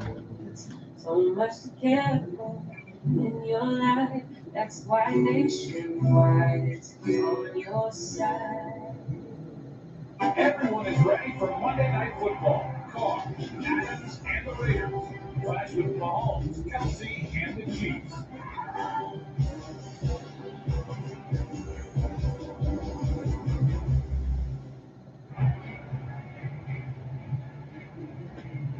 Back here in Cleveland, the Guardians have a 2-1 lead on the Rays. And take a peek at our game track as we go to the top of the 7th. Guardians about hit the Rays 6-2. McClanahan has pitched well. Serious solo homer for their offense. Bieber allowing 2 hits, 1 earned run. Jose Ramirez, the 2-run homer in the 6th.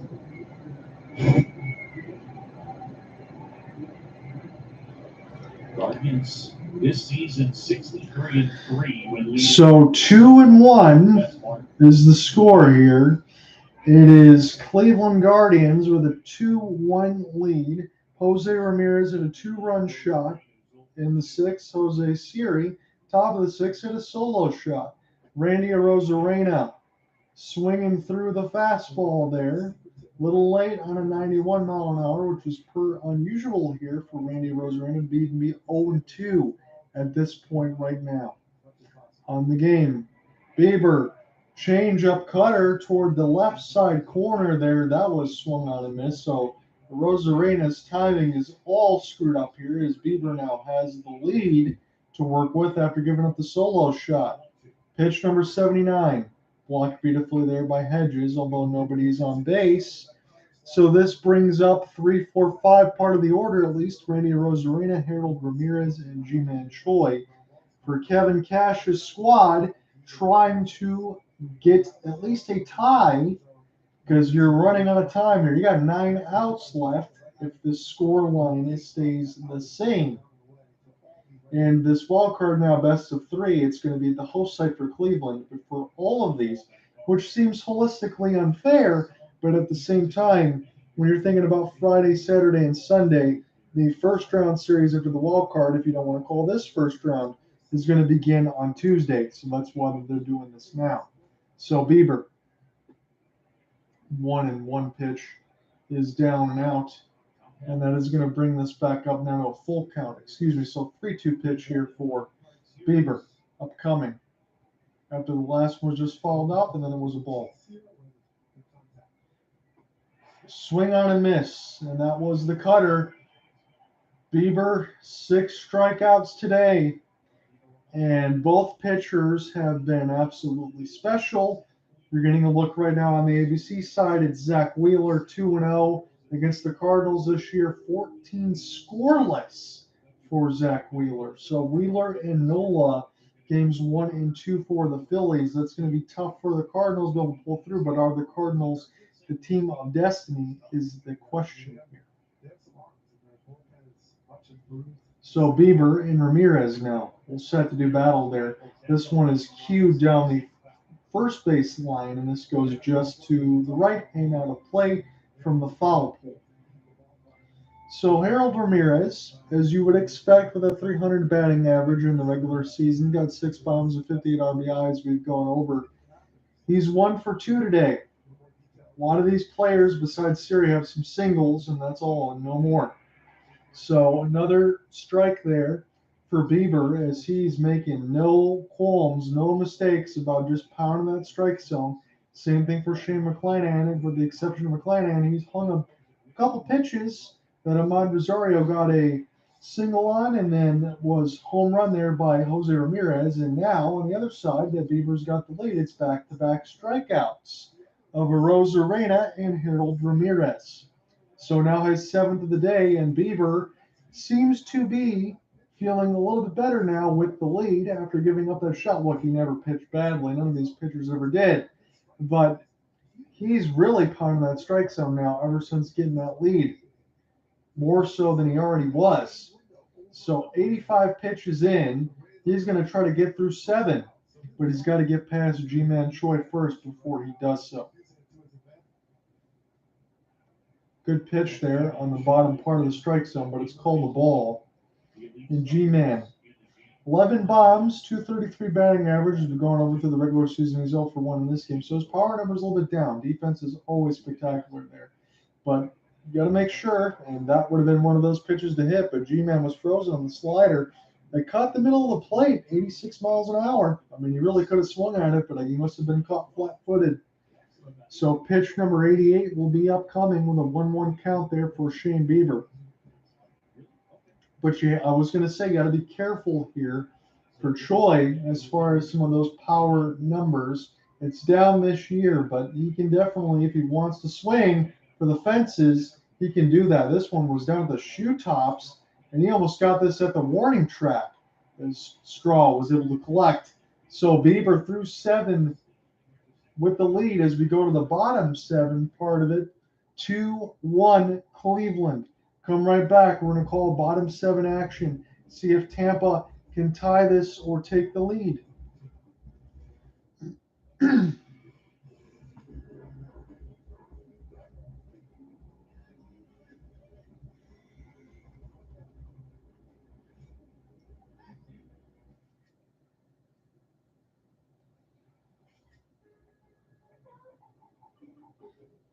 What would make you feel comfortable with the price? Well, no one made me feel more comfortable than my kindergarten teacher, Miss Jane.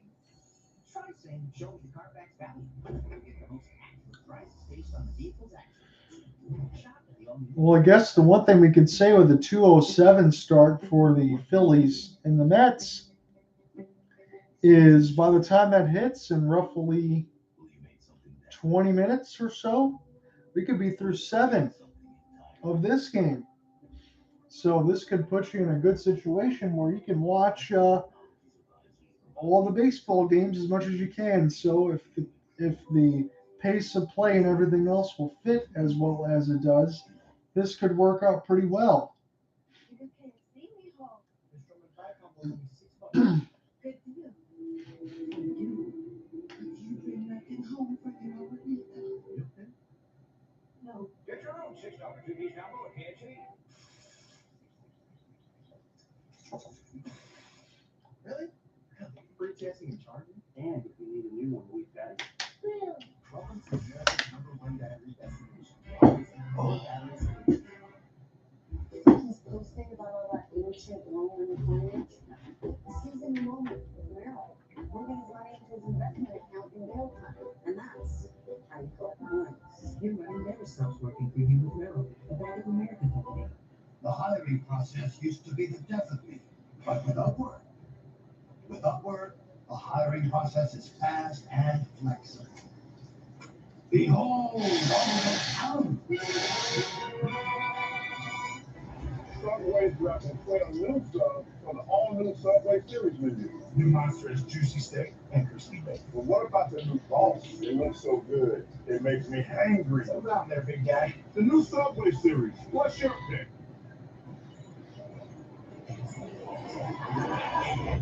But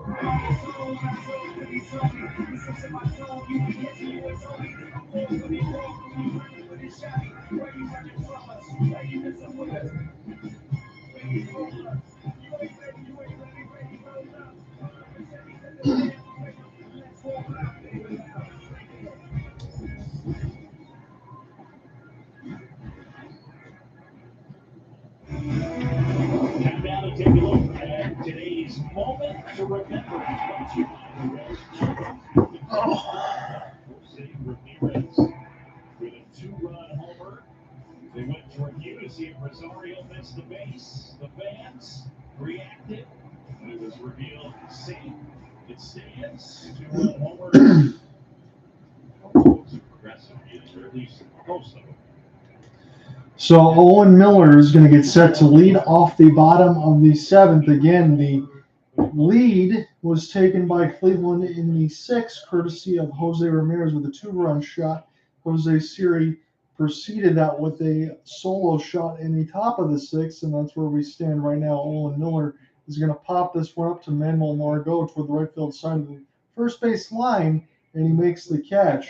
So McClanahan's still out there, as he should be. It's 72 pitches here for Shane, but he's going to need at least another run of offense for this game to continue, as Cleveland is pretty much 6 outs away.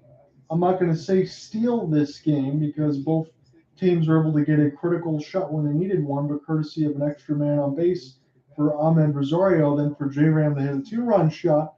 But it's been a good contest so far, as Andres Jimenez will step into the plate. Does not have a hit yet. All-star starter at second base, courtesy of Book Xiaomi's stat line on the ESPN side of it, to be able to bring that up as we're going to the play-by-play. Absolute beautiful fastball toward the right side of the box at 97. Nothing doing with that pitch. And really all you can do here if you're Shane McClanahan, just like Bieber, is just continue to do what you're doing.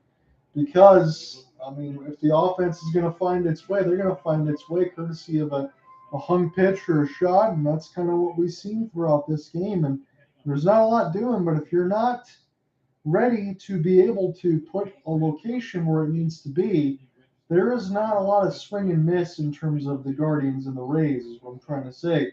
You need to execute all your pitches, and these pitchers have been immaculate at that point of it. There's just one extra guy on base in terms of Cleveland right now, the 2-1, and Jose Ramirez, but that's why you pay him the $140 million extension through 7 years. And if that sounds like a lot, it's still a lot of money, but probably another $140 million that Ramirez left on the table just to stay in Cleveland. So Ramirez Q shots this one toward the shortstop side, and it couldn't get corralled there by Wander Franco. So Jimenez has a hit, and Jimenez also has a little bit of speed there to be able to use as well. 20 stolen bases there. He's pretty much a dynamic all-star, just at 24 years of age. He came over from the swap and trade for Francisco Lindor. You kind of wonder how Cleveland felt about that, losing one of their part of 1A, 1B All-Stars with Jose Ramirez and losing Lindor. And then you get a guy that starts at second base in the All-Star game and Andres Jimenez. And I think it's probably worked out well for both the Mets and the Guardians. Hedges slams this one down the first baseline foul as he hits a cutter out toward the left side of the corner. So Hedges 0 for 2 in this game. Again, he doesn't bring a lot to the plate as far as the average, but he calls a good game and behind the plate and plays some excellent defense. And that is what Cleveland's going to need to use right now if they want to close the rest of this out. They want to try to add something on before going into the 8th inning, and we'll see if Shane Bieber is going to be back out there. I can't imagine he wouldn't be at this point, but you do have James Karinchak and Emmanuel Clase. Lollipop curve, this tie up in the zone, and this was gloved and held there by Christian Bethancourt and stopped Andres Jimenez from going anywhere on the bases. So Jimenez at first. It's a 2-1 count. McClanahan trying to throw his 81st pitch.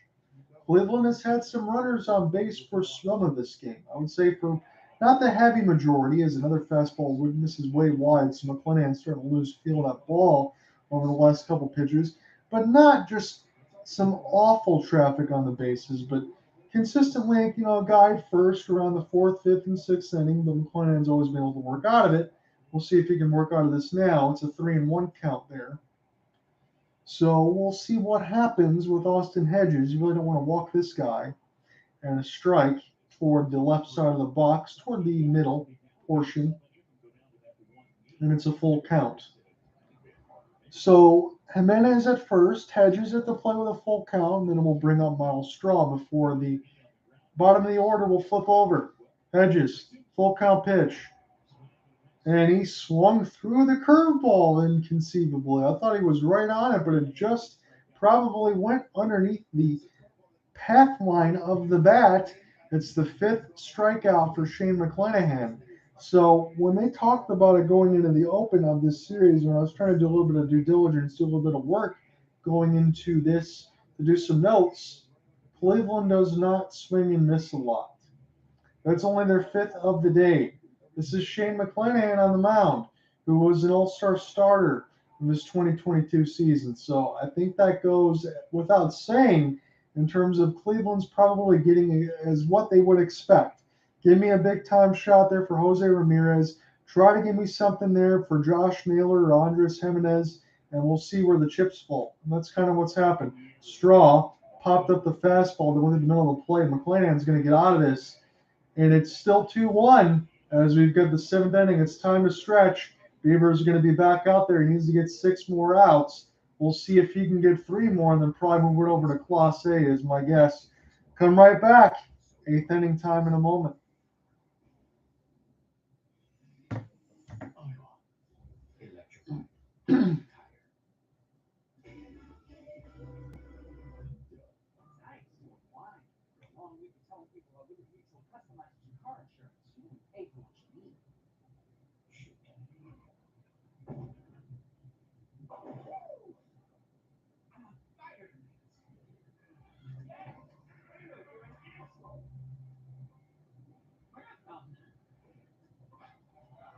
Only pay for what you need.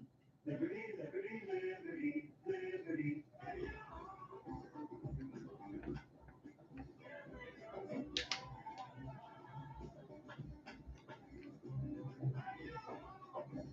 New Balance.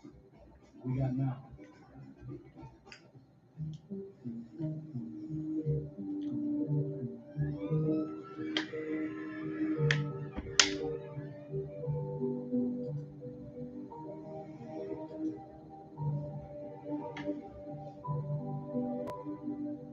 For everything we need, for everything we want, for everything we do. We're all better off with an ally.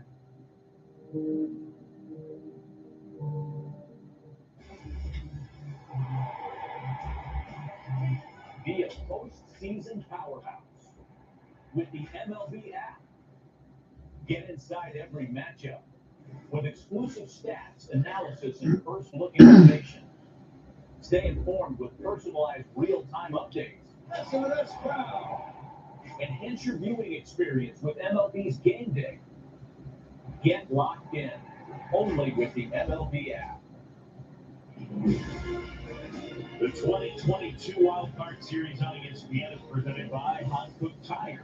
Evolutionized for EV fitment. Electrified Hankook. Jose Ramirez electrifying the crowd here at Crescent Field with a 2-run homer that just got out. We needed 2-1, and that is where we are. I think Shane Bieber will continue. So as I expected, I know Luke Sciambi didn't really believe so. They probably think it would go to Karinchak and Clase, but Shane Bieber is out for the 8th inning, and I think he should be right now. I think Terry Francona, regardless of what happens, I think you make the right decision there. You want to have belief in your ace. You want to see some old school baseball, and this is Bieber versus Margot right now, and it's a 2-0 count, as that was a good pitch there, but he didn't bite. So this will be an opportunity there for the Guardians bullpen to get warm, as they're showing on the other side of it, and it is Karinchak and Clase, just as you would expect it to be. So when you're talking about Emmanuel Clase and you're talking about James Karinchak, you're talking about two guys that can absolutely light up the radar gun. Clase especially was the best in the American League, and he had the most saves in all of baseball. Margot, quick one for Rosario to have to get this one a nailer, and he does. So Shane Bieber starts the 8th with a quick out there, Emmanuel Margot. He's at 92 pitches right now. So about as good as you can ask for is Christian Bethancourt will step up to the plate, the number 7 hitter right now.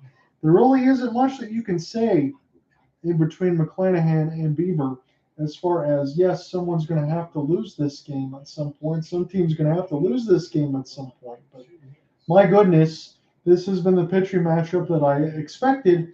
I said 2-1 scoreline, I think, around the 4th inning. And right now that's where we sit. And I think that's probably where we're going to be. Unless we get some more heroics, then Jose Siri will be able to get up here in this inning if there is another hit. So Christian Bethancourt, not even close to that slider. And it's 0-2, and Bieber just blows into the hands, takes a couple stretches there on the mound, and he's getting ready, getting set to get pretty much all the pitches down in the middle of the plate, throwing in the strike zone, trying to get guys to chase where they can, and Bethancourt, no chance. Right off the slider, way out in front. It's his 8th strikeout of the day. Shane Bieber looking like his Cy Young self that you've seen about 2 years ago. He has been absolute money. Really not to be outdone by McClanahan on the other side, but again, sometimes in a game like this, all it takes is an extra run around base before you hit that solo shot. And that's why Jose Ramirez had given the Guardians a 2-1 lead as Shane Bieber just continues to deal. He's 1 out away from 1-run baseball through 8 innings. And this is going to bring up Taylor Walls. Again, Shane Bieber, I would imagine he's going to get a chance to every opportunity, even if Jose Siri comes up to the plate, every opportunity to be able to get through 8. He's got 5 flyouts, 10 groundouts, and 8 strikeouts. So instead of Taylor Walls, I think this is probably a good move here by Kevin Cash, and we'll see whether or not this will dismay Shane Bieber here. But Isaac Paredes, the Tiger that was turned Ray for the trade of Austin Meadows, man, Tigers couldn't find any way to get him into the lineup and be able to hit a bat. And all of a sudden, 20 bombs here for Tampa. Isaac Paredes, big swing and a miss on the slider, down and away from the strike zone. And you knew what he was thinking on that swing. 97 pitches upcoming here for Bieber, as Paredes will dig back into the box. Bieber trying to go through 1 run through 8. Another big swing and a miss by Paredes. Not even close to the strike zone. He's only thinking about the downs right now, but Tampa really needs to be thinking about contact, as it's just 4 outs away here for Cleveland to take the first win in this wild card. Again, it's not a 1-gamer anymore. It's a best of 3. And Paredes will finally lay off as Bieber, and I don't blame him, has gone deeper and deeper and deeper down in the strike zone as Paredes hasn't shown the discipline. 99 pitches here for Bieber. We'll see if he can get this done before 100. This is slammed down the shortstop side, and this is going to be a solid single here for Isaac Paredes. And pitch number 100 will be set here for Bieber if Terry Francona wants to do that. Now, you remember several years ago, right, when it was the Cubs and the Cleveland Indians at the time, when they were in the World Series, it was Andrew Miller. You know, they would use him in the 6th, 7th inning, things like that. They let Bieber go, let's see, 7 2/3 as he exits. He gives up the baseball to Terry Francona. We get a pitching change as Bieber gets a huge hand from the Progressive Field crowd, and we'll see if Emmanuel Clase will take 4 outs or if Karen Chack will get 1. Come right back. Let's get the final out of the top of the 8th.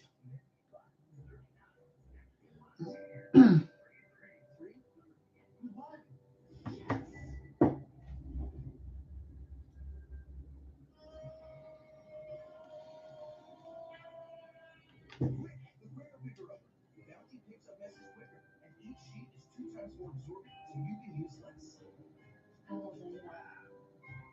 Bounty, the quicker picker up. You know what beats next day shipping? Getting it the same day. So shop Ace online and get free in-store or curbside pickup right where you go. Everything delivered the very same day. I'm your football obsessed best man, and I think you having your big day during the big game is the worst. Are you kidding me? Physically, I'm right here. Mentally, I'm here. Yeah, dude, come on, speed it up. When all eyes are on you, my eyes are glued to the game. Wow. Touchdown, yeah. And if you didn't bundle your home and auto insurance, well, all of this could be tough to tackle. So get Allstate and be better protected from mayhem. Like me. Like Jameson, we know there's people who just Get sure there to be there. can't do it. And while there may be a few that won't, there's always more that will. So widen the circle, make room at the table or the dance floor. Nice moves, buddy. And always ask them to pull up a chair. Just don't complain. Jameson, widen the circle. Back here in Cleveland, Guardians leading 2-1. Shane Bieber, tremendous here today. As he pitched into the 8th, ended up striking out in. Gave up 3 hits and walked just 1. The only blemish, the home run he allowed to Jose Siri, but Shane Bieber with the longest postseason start for a Guardians pitcher since Roberto Hernandez in 2007. 7 2/3, 1 or 3 hits, a walk, 8 strikeouts. He's responsible for the runner at first.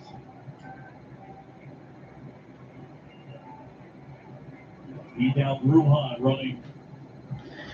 So Vidal Brujan is going to run here on the first base side as that's been moved on. He's going to take off immediately, and he gets the steal. So Kevin Cash, I'm not going to say rolling the dice there. He knows Brujan's got the time and space, and they put him in there immediately for the steal. He gets it there. So runner at second here, Clase delivered the strike. It was a 90-mile-an-hour fastball. Brujan still able to swipe the bag, and this could be big here for the Rays. So it's Clase to try to get the last 4 outs, I would imagine here. And this is a chance for Jose Siri, the home run hitter, in the top of the 6th. It's top of the 8th with 2 outs. This one's popped up. Will it stay in play? It will not. Austin Hedges just had a look at it, but this is out of the zone. 0-2 now. Emmanuel Clase in 77 games, 136 ERA, 72 innings, a 28% K rate, 4% walk rate. So absolutely elite as far as what you would want to get done here. Siri against Clase. It's a runner at second, Vidal Brujan. Siri, the home run hitter, but he's down 0-2. Tampa trying to get back into this one. Sawed him off, but it falls right to J-Ram. That's it through 8. Cleveland's still got the lead, 2-1. They get a chance to pad their lead as Tampa is 3 outs away. And if they don't change the score line, they're going to be down 1-0 in this wild card. Come right back. Bottom of the 8th is next.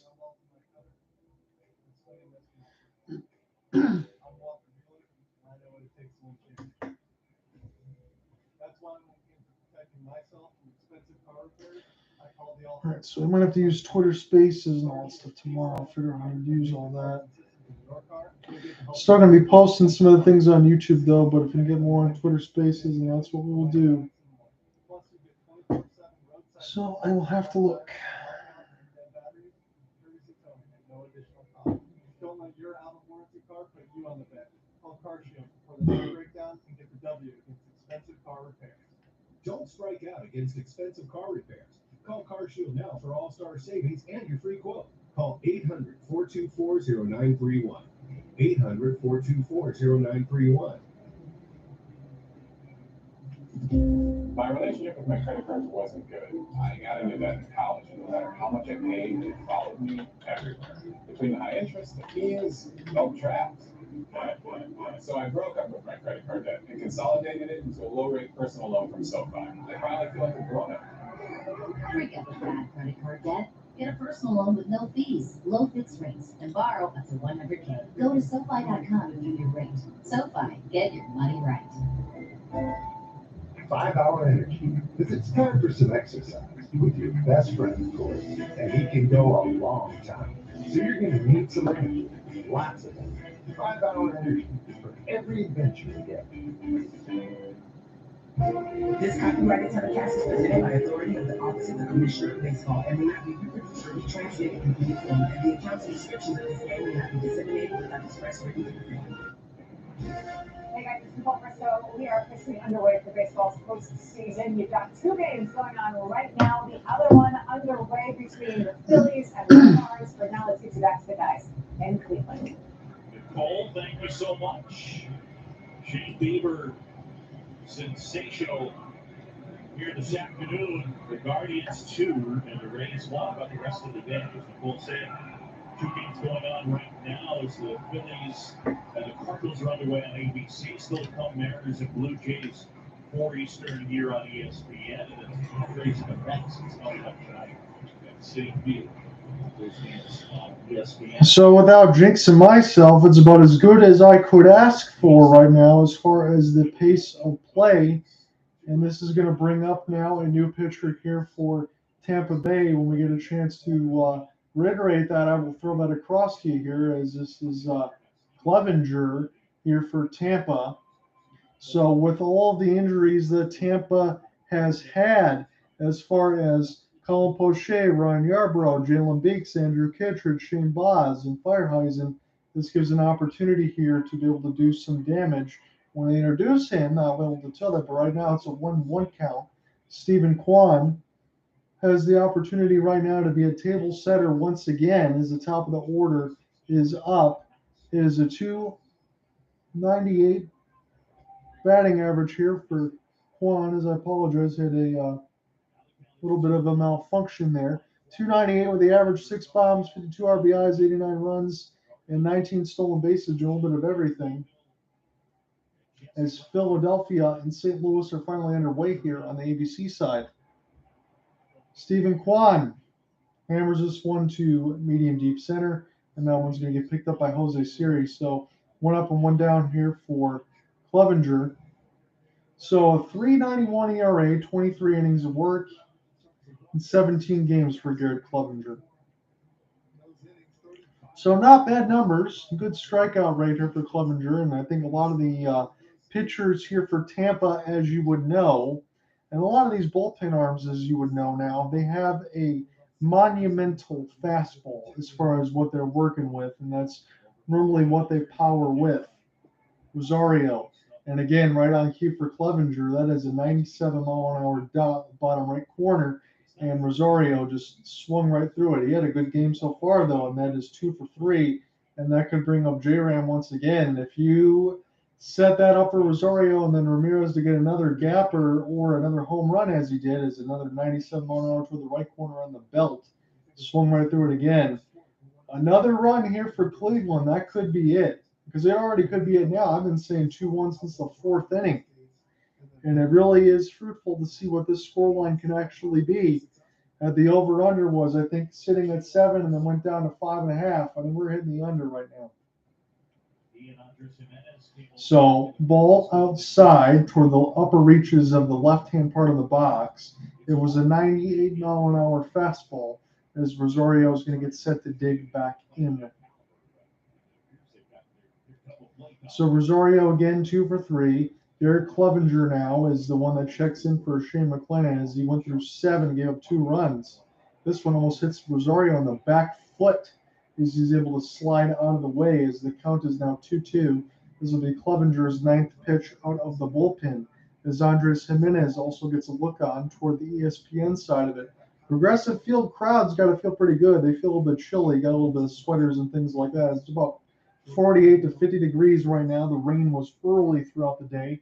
This has been an excellent pitching matchup. Clevenger and Rosario almost thought about it, but he pulled the bat back in time. And now it's a full count for Ahmed. So pitch number 10 here for Clevenger out of the bullpen is Vidal Brujan. He takes over for Taylor Walls at second base. Again, he was the pinch runner there for Kevin Cash, who stole second base, but Tampa couldn't get them over there in the 8th inning. Clevenger, the 3-2, and Ahmed Rosario will follow this one down the first base line, and we're going to do this one more time. So, as we've talked about, as the drums pound away here for the Guardians, they do not swing and miss much, and we've seen that reiterated time and time again to this wild card best of 3 now in this game 1. Again, I have the opener here of the wild card matchups, and I will have the opener for tomorrow's wild card matchups. Both games are at 12:07. If it goes to Sunday and we go to a game 3, I will write a recap there for you, but I will not be covering game 3, but games 1 and 2, as you're listening right now, and then game 2 tomorrow, 12:07, I will be on the call here. Colorcast, YouTube, maybe even be Twitter Spaces tomorrow as far as getting that one done. See if I can maybe do both or how we can simulcast it there. So Clevenger, 3-2 with the 9th pitch of the at-bat. This one is fouled off one more time as Ahmed Rosario is going to see 10 pitches in this at-bat as McClanahan can do nothing but look on right now as he's had 7 innings of 2-run ball courtesy of the Jose Ramirez 2-run shot. Rosario got on base. Ramirez pounded it out of Progressive Field, and that's where we're at with the 2-1 scoreline. It was Jose Siri and then Jose Ramirez, 2 Jose's and 2 Shanes for most of the mound. The swing and a miss on the 10th pitch, and Rosario strikes out. This is one last opportunity, if the scoreline holds, for the Guardians to be able to add to their lead. It was Jose Ramirez in the bottom of the 6th inning, and that was just toward the deep right part of center field and right field, about 389 feet. The MLB average was 399 feet as far as ballparks in there. So in terms of where it could have gone out, you're lucky there in Progressive Field that maybe, but still a hell of a shot there for Ramirez as he digs back in. Nice pitch there by Clevenger. Just caught the bottom part of the right side corner. Ramirez 1 of 3 with a homer, and that homer was the courtesy of the 2-run shot in the bottom of the 6th. That gave Cleveland the definitive lead so far. Ramirez digs in for a pivotal at-bat. This could be Cleveland's last opportunity to pad the lead, and another base hit there for Ramirez. He's 2 for 4 on the day as Manuel Margot quickly gets this into Vidal Brujan. That's going to bring up Oscar Gonzalez, number 4 hitter here for the Guardians. As we're still scoreless in the bottom of the 1st, on our other game, it's the St. Louis Cardinals at bat between the Philadelphia Phillies and the St. Louis Cardinals. It is scoreless as we're just underway in that 2nd game, and I'll be flipping that one as I'm writing this one once this finishes. But we still have another at least 3 more outs to go toward the top of the 9th. But Cleveland trying to end the lead. Oscar Gonzalez now. Another first-year player here for Cleveland. Again, you have to have 5 years of MLB service before you really even get paid. And a lot of these guys right now are averaging about $700K or less. $750K, maybe $7 million for J Ram, maybe about $6 million for Shane Bieber, and that's it. That's why Cleveland is 28 out of 30 as far as payroll is concerned. Oscar Gonzalez follows this one down the 2022 postseason line toward the first base side, and we're going to do this again as it's 0-1. 1-3 with a single. In this game is Gonzalez. 16 pitches here for Clevenger, Garrett Clevenger.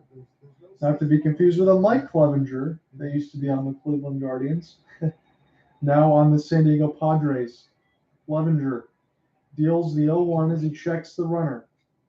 Right down the middle with a fastball, and Gonzalez was late on it, probably kicking himself with an opportunity to gap that one and down the left field line, but instead it's 0-2. So for Gonzalez, 296, 11 bombs, 43 RBI, 39 runs. The 24-year-old plays everywhere. As far as infield, outfield, is in right field today. And this Cleveland team's not going away anytime soon. Check over the runner. And Ramirez is safe. I don't know why you'd want to do that, but just in case Ramirez thought about it. But Ramirez, if I double check here, does have 20 stolen bags on the season.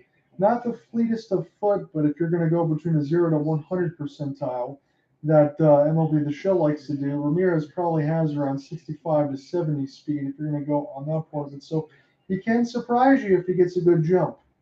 Clevenger wants to make sure he doesn't get one late in the game as he throws over again, to the dismay of the Progressive Field crowd, as they are drinking brewskis there, and they are put up in their sweaters right now because it is pretty chilly and the rain has passed, and thankfully the rain will keep away for the rest of this game and hopefully for tomorrow as well. I'll have to check the weather report to see if I can actually cover the game, but I should be there again tomorrow for a 12:07 start. Clevenger. Check swing for Gonzalez. Did he go? Clevenger punches him out. So Tampa, they're down to their final 3 outs. They got to make something happen against Emmanuel Clase. And we'll see who's going to be coming up there as Clase gets set to finish this one out and try to give Cleveland a 1-0 lead in this wild card series. Stay tuned. Let's finish the game out.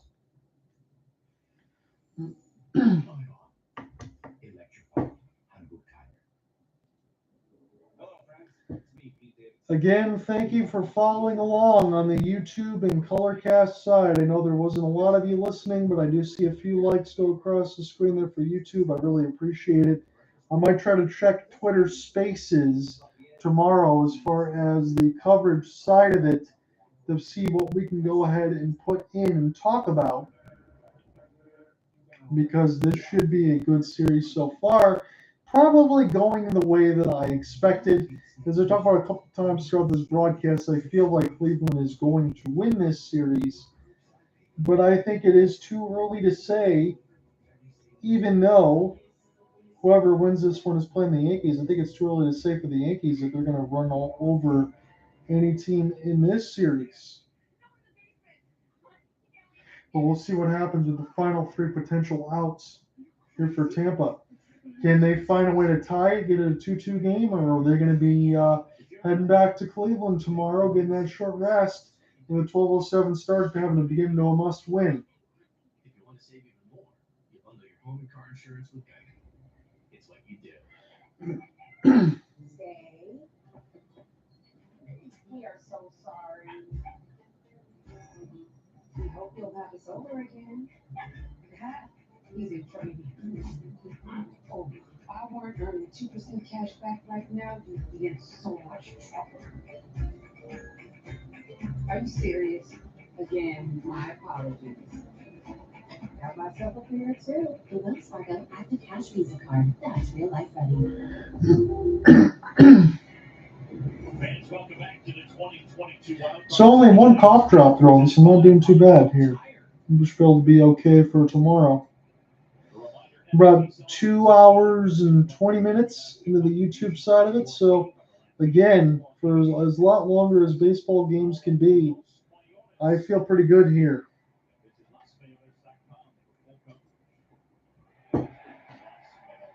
So ninth inning action. This is the last 3 outs for Tampa to be able to do something, but it's going to be difficult to do so. It is the top of the order, but it's against Manuel Clase. Yandy Diaz digs in.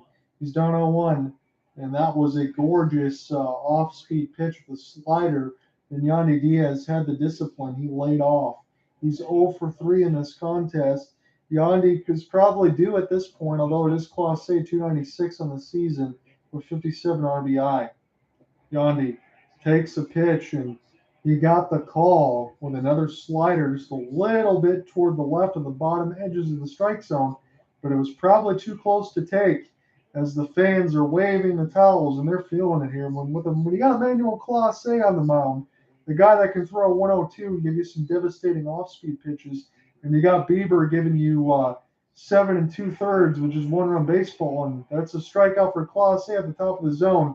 You got to feel pretty good for Cleveland. If you're Terry Francona, you would think about as far as the game plan, that's gone as good as advertised.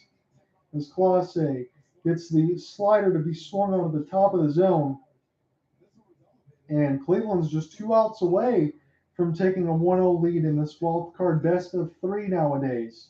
So it's no longer just the one game and go home, but the way that it's set up now, with it being best of 3, it goes Friday, Saturday, Sunday, and because of it being 3 games in a row, the team that has the higher seed gets all the home games. This one pounded toward the second base side, and this is going to be flipped over. And Cleveland now 1 out away. Shane Bieber 1 out away from the win.